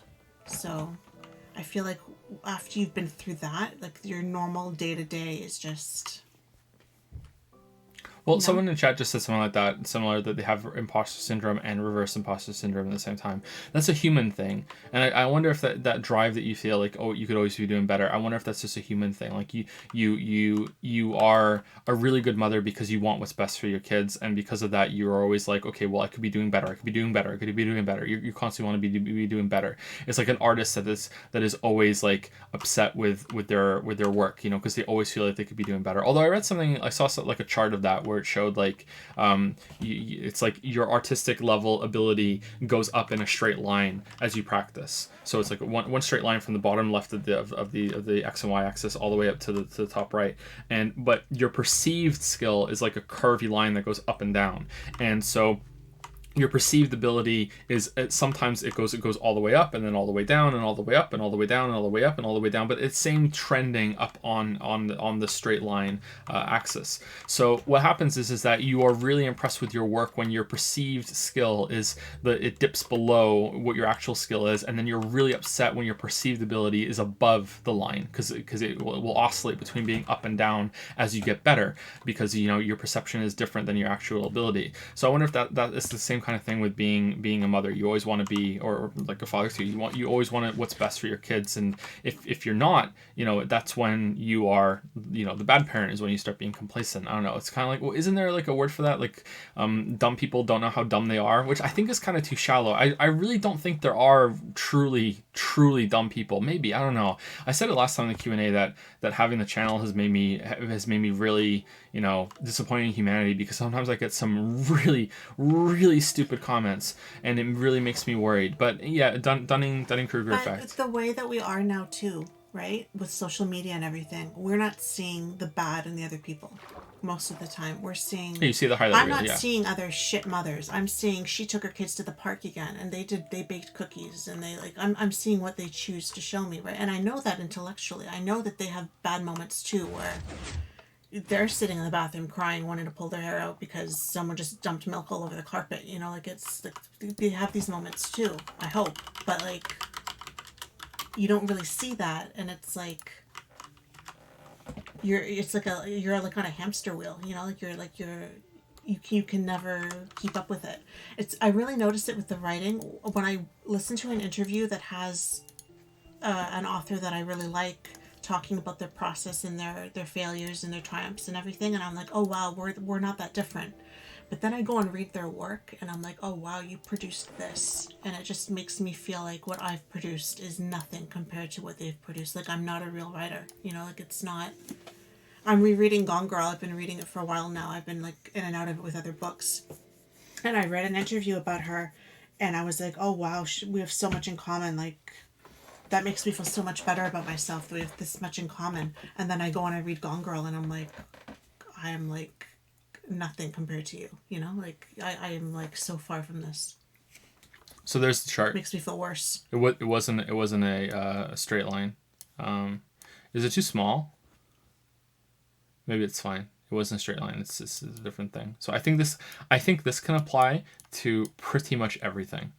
Everything in your life, I think, can apply to this, where your skill at evaluating, because when you get better at something, you get better at evaluating at the same time. So as you there are times where that doesn't line up linearly. So sometimes you can be a lot better at evaluating something than you are at actually making something. So there's going to be these crossover times where it oscillates and flips back and forth. I think this can apply to pretty much everything in life.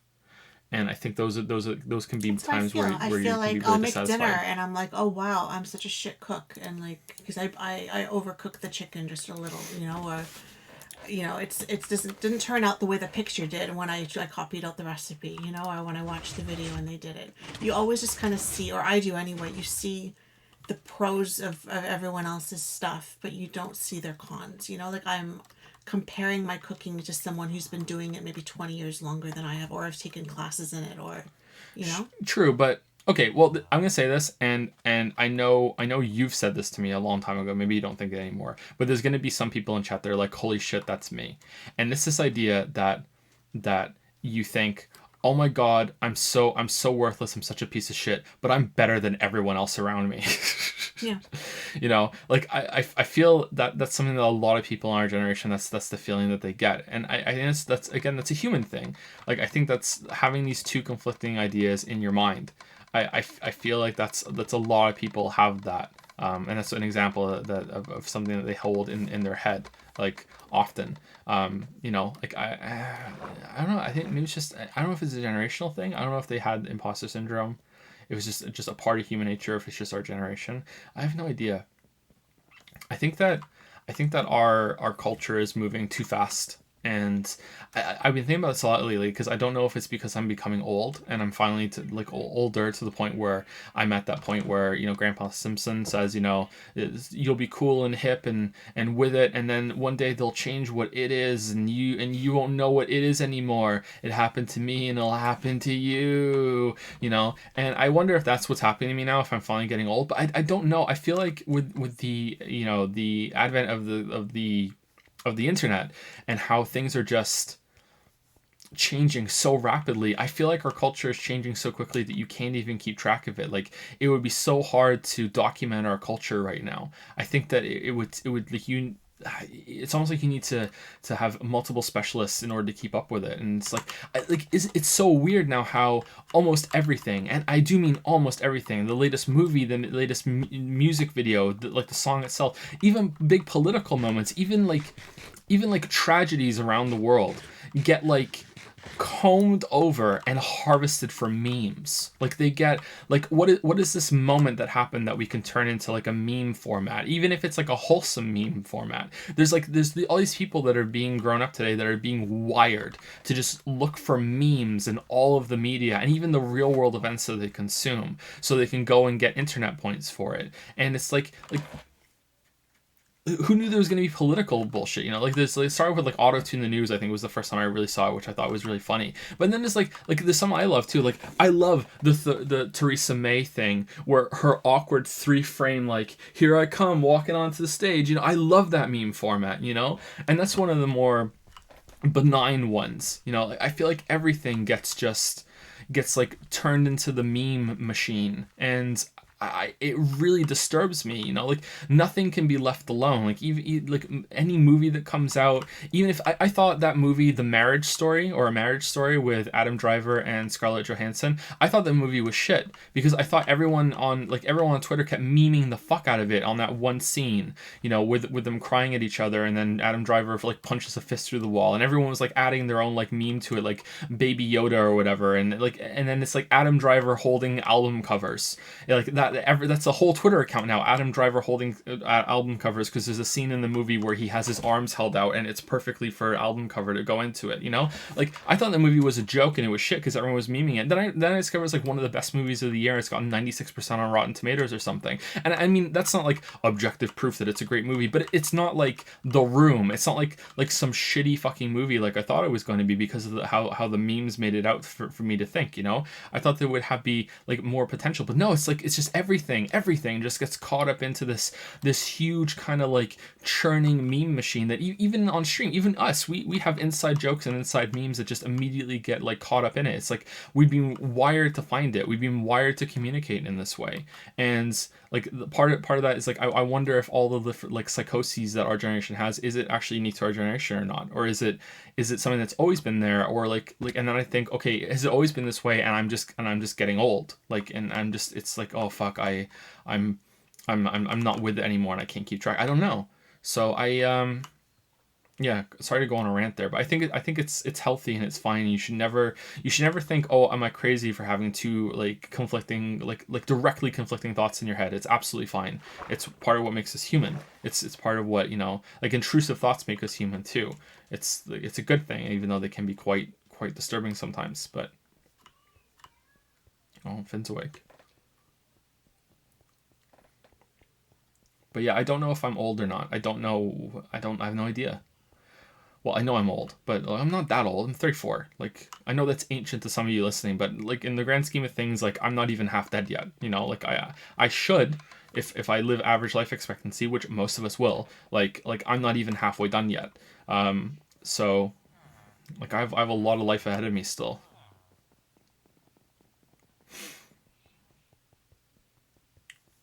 I'm 37. So you're not allowed to call yourself, oh my god, someone here's older than me? Wow, usually I'm the oldest person around.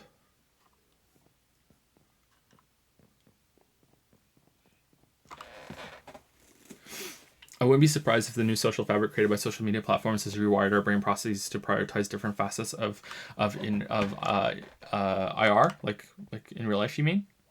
Yeah, I think so too. I also wonder how much of it is deliberate programming. I wonder how much of the internet is being tailored to weaken the cultures and it's like I think we're kind of in the middle of something that's close to like to get, even gamify this, like Civilization, like Culture Wars, Civilization culture victory condition. Like I don't know, like I would like to think that there's no more big wars ahead of us, that era is done, because it's just not profitable. Like, why would we do that again? Like there's no real gain out of it unless climate change really does hit hard and even faster than they're gonna say. Like, and then it's like, okay, now we have to wage war over resources that because we actually really do need them. Like the way human population is going right now. Like I as long as we avoid that, I don't think we have another big war ahead of us in terms of like how war was traditionally waged. So barring some AI overlord try to take over, I think the wars are going to be cultural wars, and it's I feel like that's already started. Like even if there is going to be another big war that's coming, like why not do the cultural war too? Why not weaken the side as much as you can from the other side? Like, and I just wonder about that.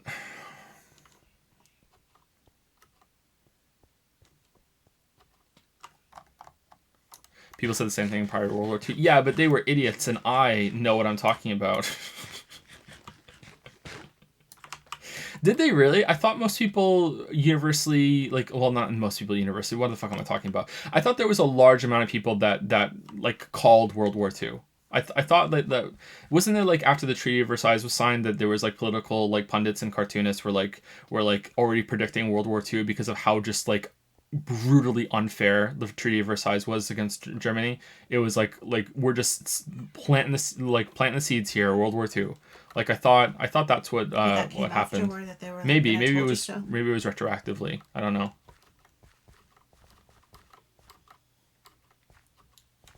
Maybe they didn't call there was going to be Germany again. Maybe they thought it was going to be something else that would come of it. I don't know. Anyway, did not Dr. L. We're not on Dr. L just yet. Yormunder, wasn't it? Yeah, did Yormunder have another question? Sorry to go on a rant there. My second question, do you consider what you're I'm sorry. doing on YouTube as art? What about Twitch? YouTube definitely. It's a I wouldn't call them films, but they're videos, and videos are art. Yeah, I don't know if they would be considered high art or good art, or I don't know what classification of art they would be. But yeah, for sure. Like I think documentaries are art, and I think the videos that I make are closest to documentaries. They might be edutainment, something like that. Yeah, but I consider them, they would be art. There's a lot of skills transferable from video making, and I don't have a lot of them, so they probably are bad art when considered art. But yeah, for sure. Twitch, oh man, that's a tougher one. I don't know about that. Like, I don't think what we're doing right now is art. I think the closest analog to what we're doing right now would be a radio show. So is a call-in radio show art? I think it could be, but parts of it could be performance. Sure, yeah, but I don't think what we're doing right now is art. I think if you're setting like, I think stand-up comedy routines are art. So if you are like, you have like something in mind and you're reacting to your audience at the same time, I think that could be art. So I'm gonna say that there are some times when the streams are art for sure. But I was gonna say for the most part and the majority of the time that I spend streaming, I'm gonna say it's not art. But I don't really know what the classification art would be in this context, or any context really. Like I still haven't really heard a definition of art that I'm like, fuck yeah, that's it. The closest I think came on a stream when someone said art is what you're left with when you take everything useful away. And I think that sounds good, and it's a very punchy statement, but I don't think it's true. But it is fairly close, or it's a good idea to follow down the rabbit hole and see if we can get a better answer from that. Definition of art has become so vague and unclear nowadays. Yeah, that's how I feel about it too. Yeah, like my answer to anyone who ever wants to challenge if video games are art or not is that you always just say, okay, well, let's define art first before we get into that conversation, and then the conversation is over. Where if you don't like the person, the follow-up from that is, okay, well, how can you decide what is and what isn't art when you don't even know what art is? And there you go, conversation's over. Soft lump space. It's been a while since we were back here. Did you know that Kojima said games aren't art back in 2006? Did he really? I mean, like, I've gone back and forth on it too. Like, I always talk about the museum analogy, which is a bit flawed, but the museum analogy is a museum absolutely contains art. Like, there's art in the museum exhibitions or exhibits. Sorry, can you say exhibitions too, or is it exhibits? The museum building itself is art or can be art, like buildings, of course, like architectural artistry. It exists. It's a thing. It's very commonly agreed upon, but is a tour of a museum art, like the tour of it. Like if a tour guide like formulated a tour that guided through the exhibits and the building in a certain way, to elicit a certain feeling and response, if that was even possible, which I think it would be, is that art? And if the answer to that question is yes, then video games are definitely art. If the answer to that question is no, then video games are not art. Video games just contain art. He And actually made a museum analogy and said that video games are the museum. did he really?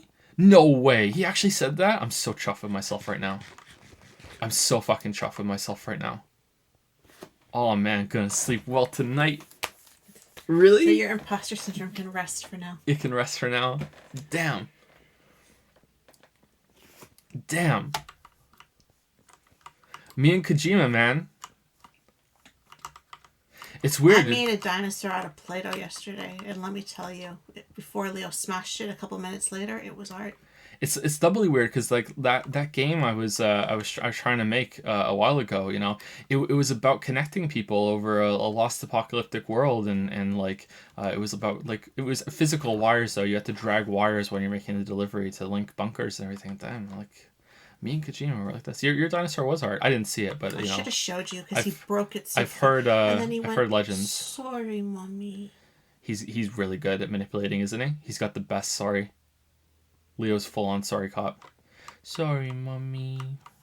I'm really sorry.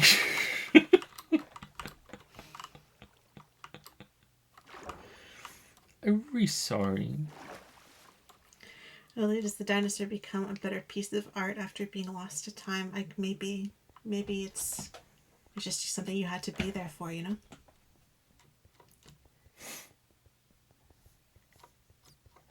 It even had feet. You should have seen it. And its feet and its arms matched and everything. Someone's gonna type in chat right now, feet with a Craigasm next to it. Well, it didn't look like feet. They looked like little Play-Doh blobs. It doesn't matter. They had feet. I was quite proud of this dinosaur. The feet people just don't give a fuck. You mentioned feet and they were like, oh, it's my fetish. I'm being represented. Oh.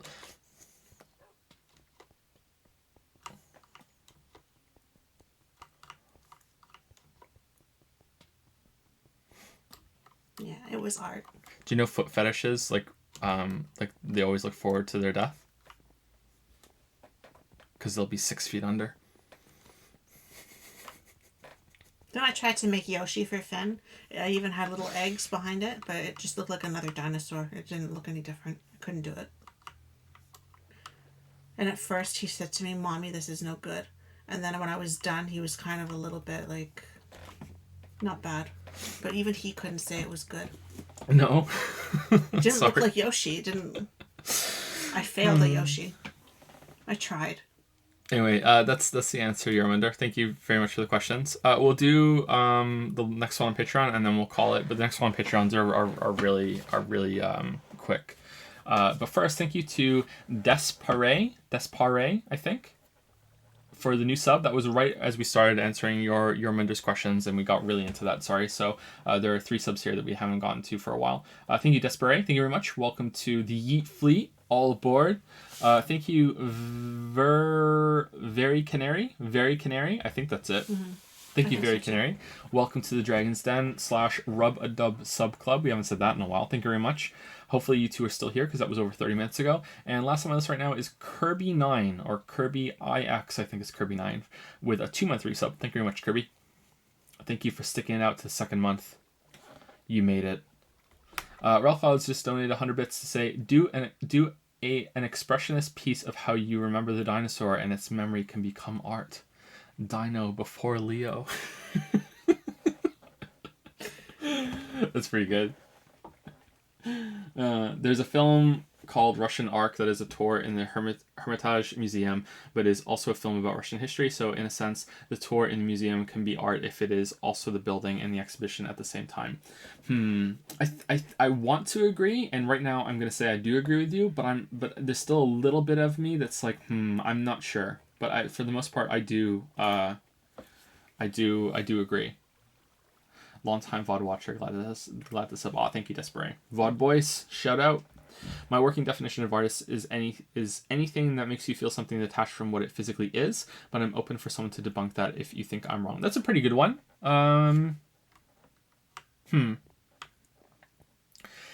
The only thing I don't like about that, and this is just off the cuff right now, I feel like that makes it difficult to have simple art. And I think that there is a place for simplicity in art. You know, like I feel like if someone made a really good sculpture of a dinosaur and you looked at the really good sculpture of the dinosaur and your only reaction was, yep, that's a dinosaur and that's a really good dinosaur, I still think that would be art. I think there's artistry to celebrate in faithfully recreating the dinosaur. So like, and I think that doesn't go along with your definition, right? But I think that's pretty good. That's better than the most I've heard. Finn just made a noise like a dinosaur, in case you didn't hear it.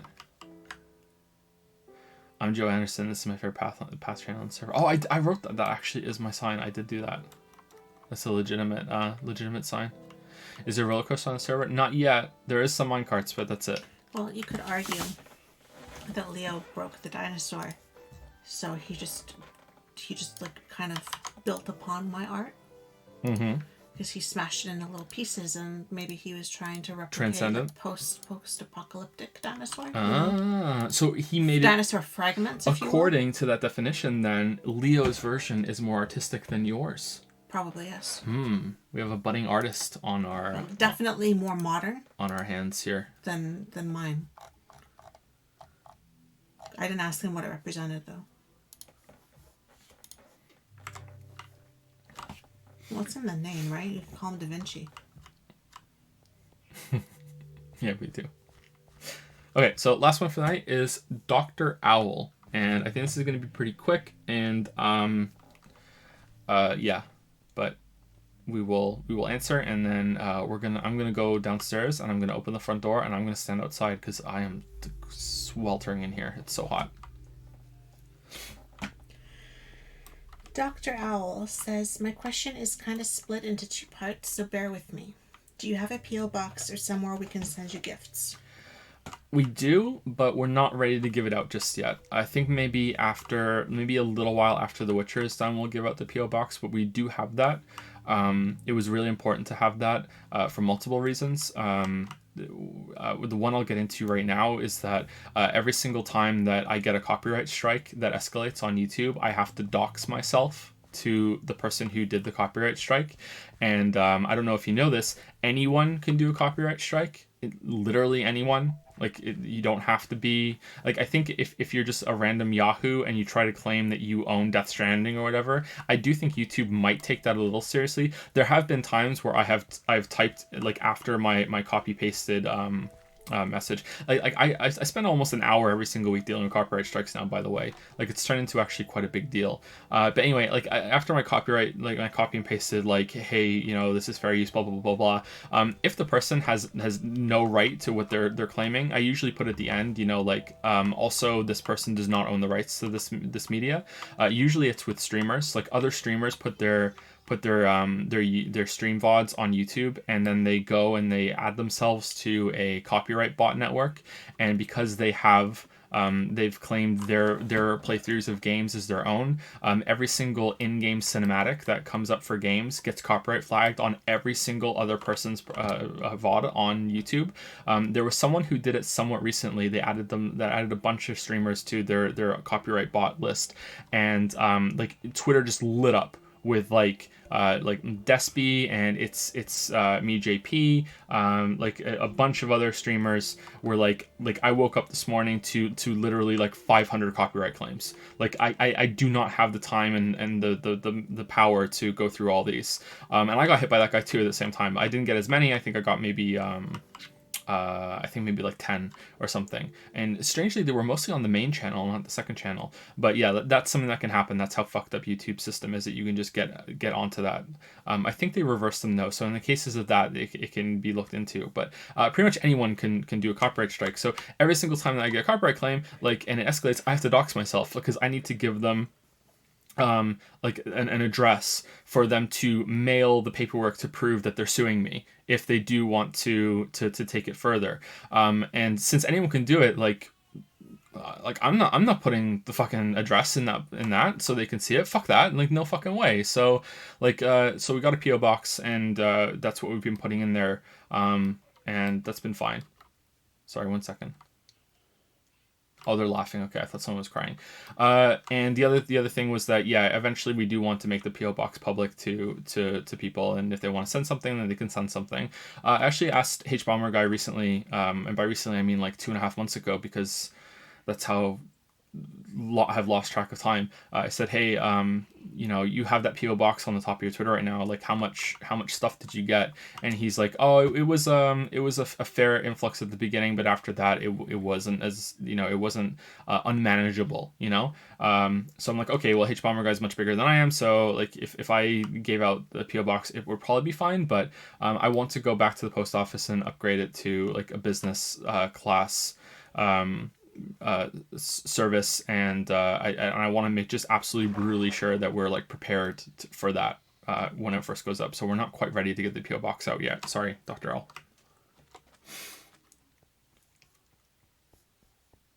But we do have one.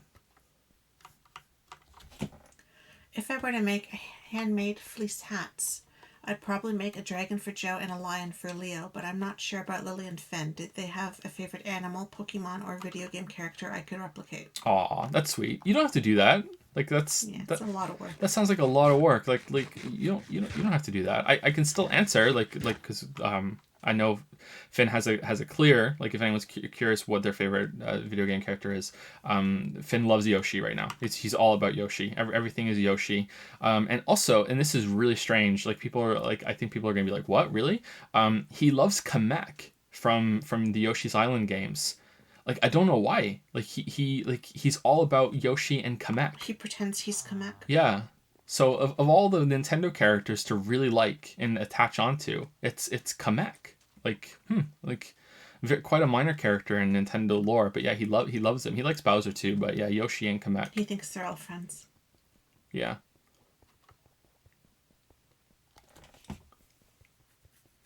And Leo's all about dinosaurs. And you like Eevee, don't you, from Pokemon? I like you, yeah. Eevee, but don't do that, Dr. Al. That's way too much work. Or piggies. I like pigs. It's very sweet, and we appreciate the thought. Like, we really, really do. This is not dismissive in any way. Please don't take it that way. Like, it's just like that is a lot of work.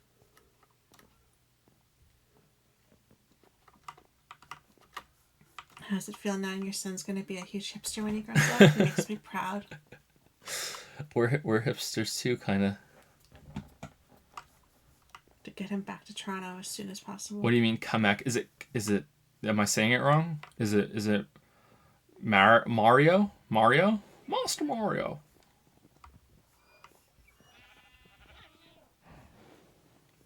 Is Dr. Owl the same owl person that we're speaking to in I think so. that has narcolepsy as well? I think. Yeah. I have trouble keeping all the names straight. I'm offended you implied Kamek is obscure. Well, isn't Kamek only really a big deal in the Yoshi's Island games? I don't remember Kamek being in any mainline Mario, apart from Mario World, and even then it's not. It's just, I don't think that is Kamek. It's a Kamek, right? He's not like... I looked up like figurines and stuff because I thought I could get something for Finn for Christmas, and you can find Bowser and Yoshi and like Shy Guys and like all these other things. But it's, well, not Shy Guys as much, but sometimes. And those, what are those things you jump on? Goombas or whatever they're called. Goomba, yeah. Yeah, but like not him. Like he's nowhere. Couldn't find anything that had him on it. He has a little plush of him already, but like that's the only thing I could find.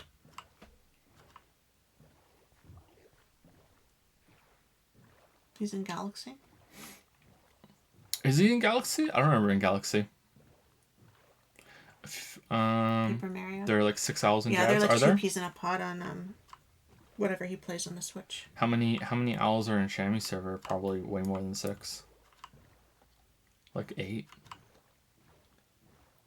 That's Yeah, Kamala. there was a Kamek on Amazon.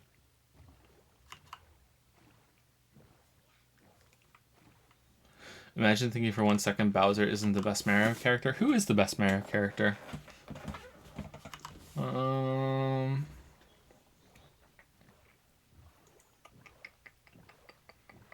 Who's the blonde thought from Galaxy 2? Probably her. He was being Yoshi earlier, and he had me get the Bowser toy, and I put him. We have a little like Winnie the Pooh backpack that used to be mine actually that I gave him, and he had it on his back like so that the pouch was open, and I had squished Bowser in it so that he could run around and pretend he was Yoshi, and he had Bowser on his back instead of Mario. So that's what we do. He's doing the Koopa Troopa battle music too. He's running around going dun dun dun dun.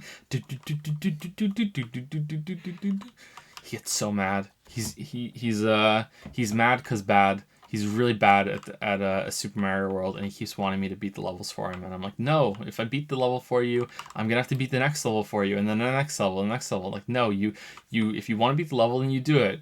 When Daddy was a Finn, I say this to him. When Daddy was a Finn, no one would beat the levels for Daddy, and Daddy had to do it all by himself. So you have to beat the levels. And then he's like, no, it's too hard for me. And then he will do it. Like if he tries hard enough, he does it. And it's like, yeah, there you go. They were playing with a balloon earlier, and he was screaming at Leo, "Ew! No through balloon! It's lava ball!" So, like, very active imaginations, I'll give him that. He was so mad. And Leo just wanted to play with the balloon. Leo didn't understand what was going on.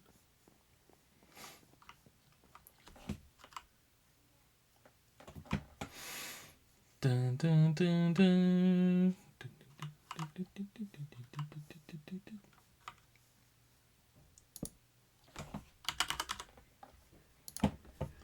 Is Lucid here? Oh my god, Lucid isn't here. Okay, let's go put a Leon meme billboard in Lucid's bunker, and then we'll call the stream. You're in Jack's base? You're in my base? You're in my base? Oh, I'm sorry. Kamek appears in the new Brothers Wii Galaxy in a speaking role. All the RPG games except Paper Mario, obviously Yoshi, and is mentioned in Mario Superstar Baseball as the best Magic Koopa in passing. It's pretty. Is it? Would you say he's pretty famous then, or is he just infamous like Bowser? He likes Bowser a lot too. Would you rather be famous or infamous, Lily? I don't know. What time is it for Joe? It is 2:54. We're about to be done. We answered some questions, not as many as we should have, but we only started answering questions like an hour and a half ago because we were just horrible people that were just kind of tired today. We were parents. Sorry about that. We answered, I think, what? 6 or so? 6 people's questions, though? Like, really, we should be aiming for 10. So that's not too bad, but also not great either. Tell you what I want to do. I want to be playing Hades right now. I haven't played it again since the stream, but I want to play it more. I'm really taken by it. I really like the game. I think we're going to be playing that on Tuesday. And then it's New Year's Eve on Tuesday, right? Yeah. So then Tuesday night, if we do a New Year's Eve stream on Tuesday, we're probably going to play Jump King. All right, if this blows up, will it destroy people's shit that they made here? I don't like that creepers can spawn.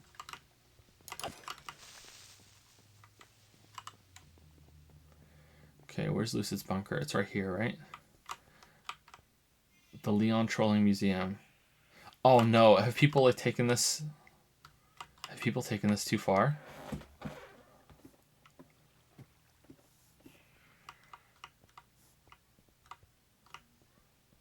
Staff room.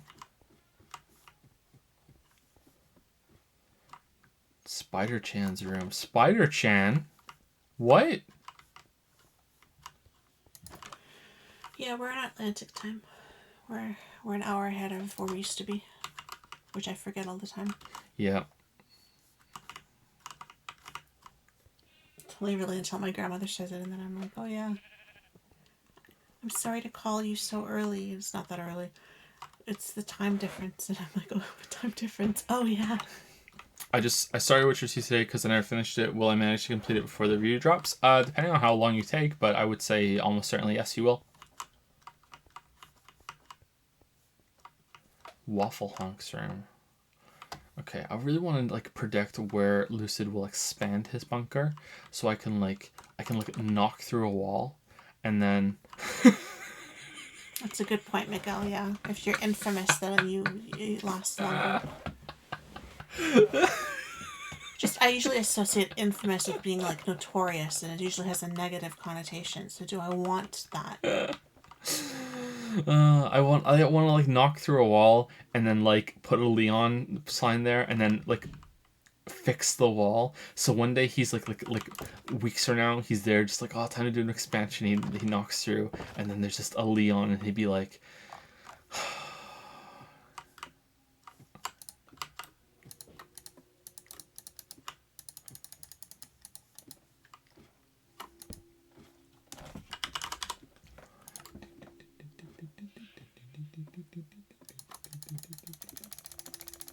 Oh, it's not letting me.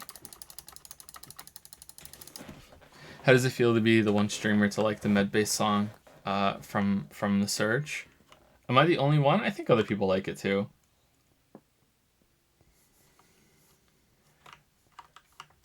You're gay. Wow. Like Shammy sang it in his in his Surge review.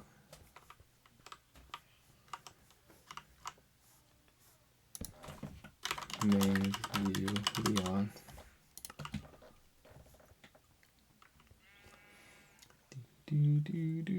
What's Danganronpa? Oh god, someone's here that doesn't know what Danganronpa is.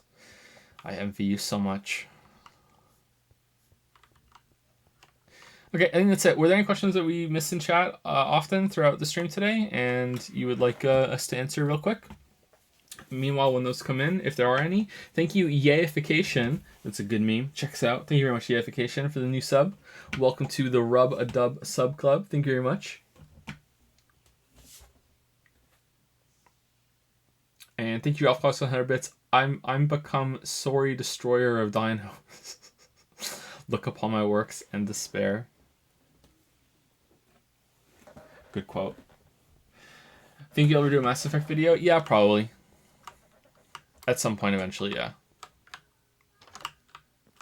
Wait, did he never find these? Crackers or cookies? I prefer cookies. I'm not really a big fan of crackers.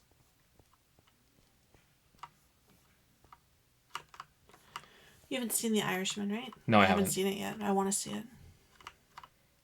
Just don't have that much. I'll probably watch it in like 20-minute installments.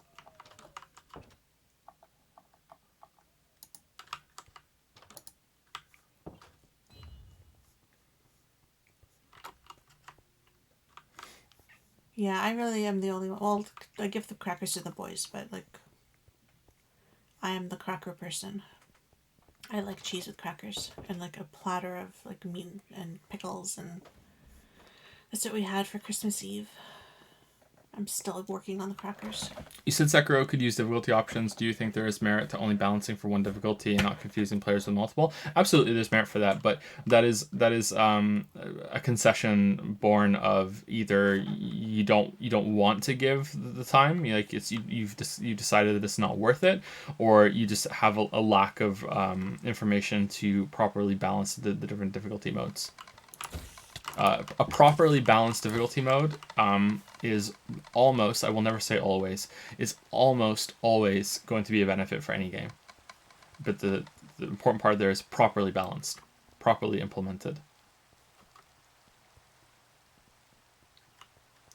Did you ever finish Remnant from the Ashes? I never played it again after that stream, but I am interested in going back and playing it some more. Dude, are you going to watch The Irishman in that new 1.5 mode on Netflix? I watch most media now in 1.5. Sometimes I slow something down on 1.25 if I'm not really understanding it all that well. I'm really happy that Netflix has that.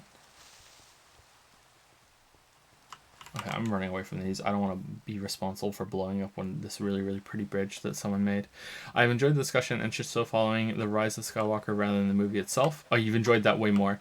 Lameo, haven't seen them. Oh, okay, I understand. I misunderstood. Haven't seen the movie, but of course it got spoiled for me everywhere. Yep. I don't think I've really enjoyed that online, but yeah, it got spoiled for me too. And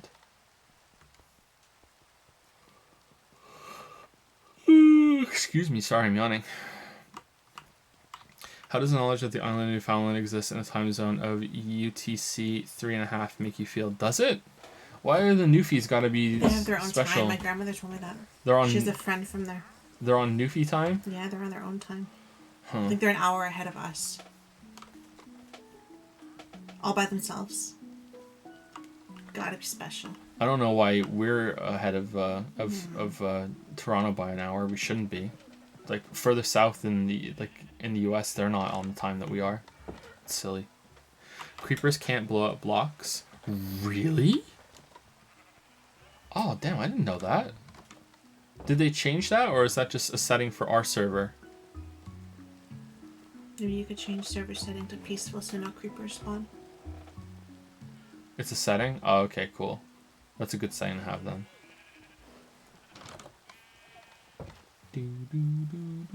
What's your movie of the year? I don't think I've seen a single movie this year that came out this year.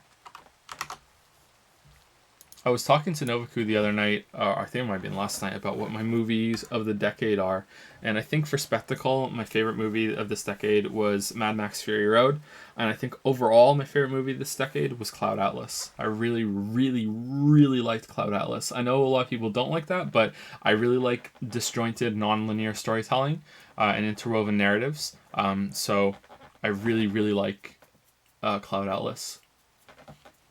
Cloud Atlas felt quite epic to me. 2019 movies. Did I see anything that came out this year? Let's see. I haven't seen Endgame. I haven't seen Once Upon a Time in Hollywood. I haven't seen Irishman. Still wanted to watch Haven't that. seen Little Women. Haven't seen Knives Out. Haven't seen new Star Wars. Haven't seen Joker.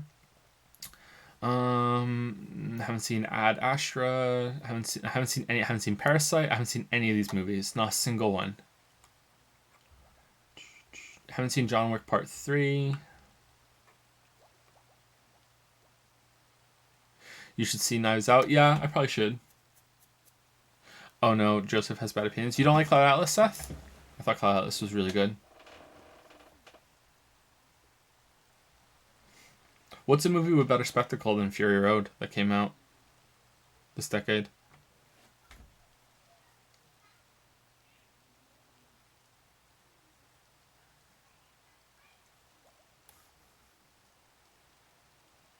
Ready or Not? What's that?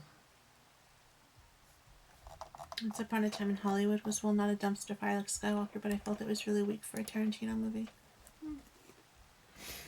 I like, I'm interested in stuff with Manson, so I wanted to see it just for that. If you like intro narratives, you should read The Expanse. The show just got its fourth season this month. The film books that released in 2020. Yeah, I would like to watch The Expanse. The Expanse is on my list of shows to watch. I really want to watch The Boys, and there was something else that people have been saying is really good that I want to see. I can't remember it now though. It might be on Amazon TV as well. Have you seen Ex Machina? Yeah, I have. I didn't really like it that much. I thought Ex Machina was one of those sci-fi movies that is. I have this criticism of a lot of sci-fi movies, which is that it ends when it was getting interesting. Like a lot of them are like that. They end. A lot of games are getting like that too, or a lot of games have gotten like that, and they still are. There are these stories that end in the second act, you know, like, and if you're looking at movies or stories as a traditional 3-act structure, which I don't think you should, but a lot of people do look at it like that, so I'm translating it for that. I feel like a lot of these movies end at the end of Act 2 when there's this big and then Act 3 should be, oh okay, now we're going to explore that ramifications of the last Act 2, and it's like, oh no, we actually just ended Act 2. It's like, oh okay. I enjoyed it, but I didn't think it was all that great. You'll like Parasite judging from your taste. I watched some of the trailer and I thought it looked pretty good. The Hitler movie looks good too. Jojo Rabbit, that looked good. I want to see that. Doctor Sleep doesn't really interest me all that much because I haven't seen the Shinin. Godzilla, I think Godzilla might be fun, but I'm not really a big Godzilla fan. I'd like to finally see Endgame, even though I know everything that happens in it. John Wick 3 I'd really like to see. I like the John Wicks. Knives Out looks really good. I like to see Knives Out. Do you recommend Disco Elysium to someone that's never played an isometric RPG like Planescape Divinity before? No, I think that you should watch the beginning of a playthrough that somebody did of it. Not necessarily me, but hey, if you like my content, then you can watch the opening that I did. And you will probably know within the first 20 minutes whether you want to play that game yourself. And by play that game, I mean read that visual novel.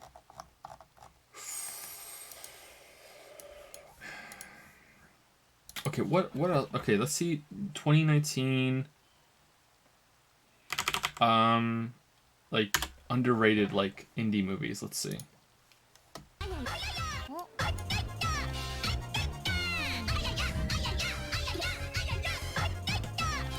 Okay, pretty good.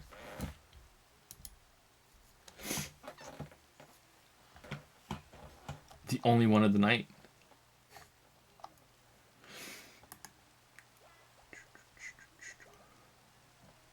I haven't seen anything either.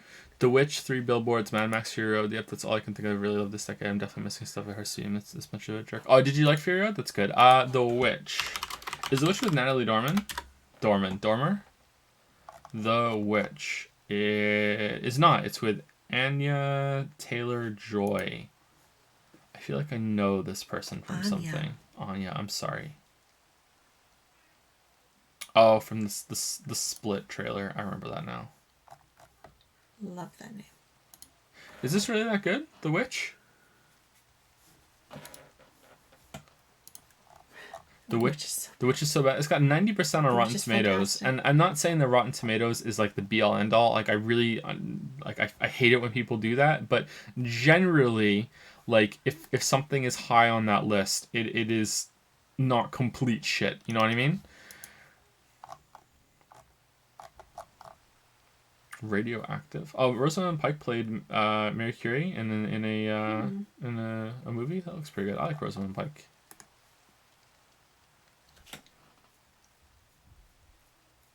I enjoyed the Lighthouse a lot more. Lighthouse looked cool. I'd like to play that. Watch that. Okay, I'm tired. All right, so I'm gonna head out. Thank you very much for streaming, everybody. Sorry that we were like messing around with chat a little bit too much.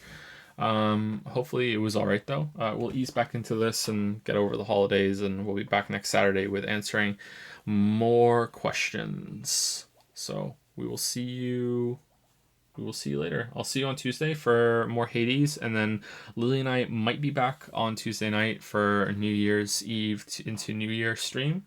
I'll be playing Jump King just to frustrate Lily, and we'll be talking and taking questions. It'll be like an impromptu Q&A without the Q&A stuff from Twitch and Patreon. Actually, we'll just sit and chill and talk.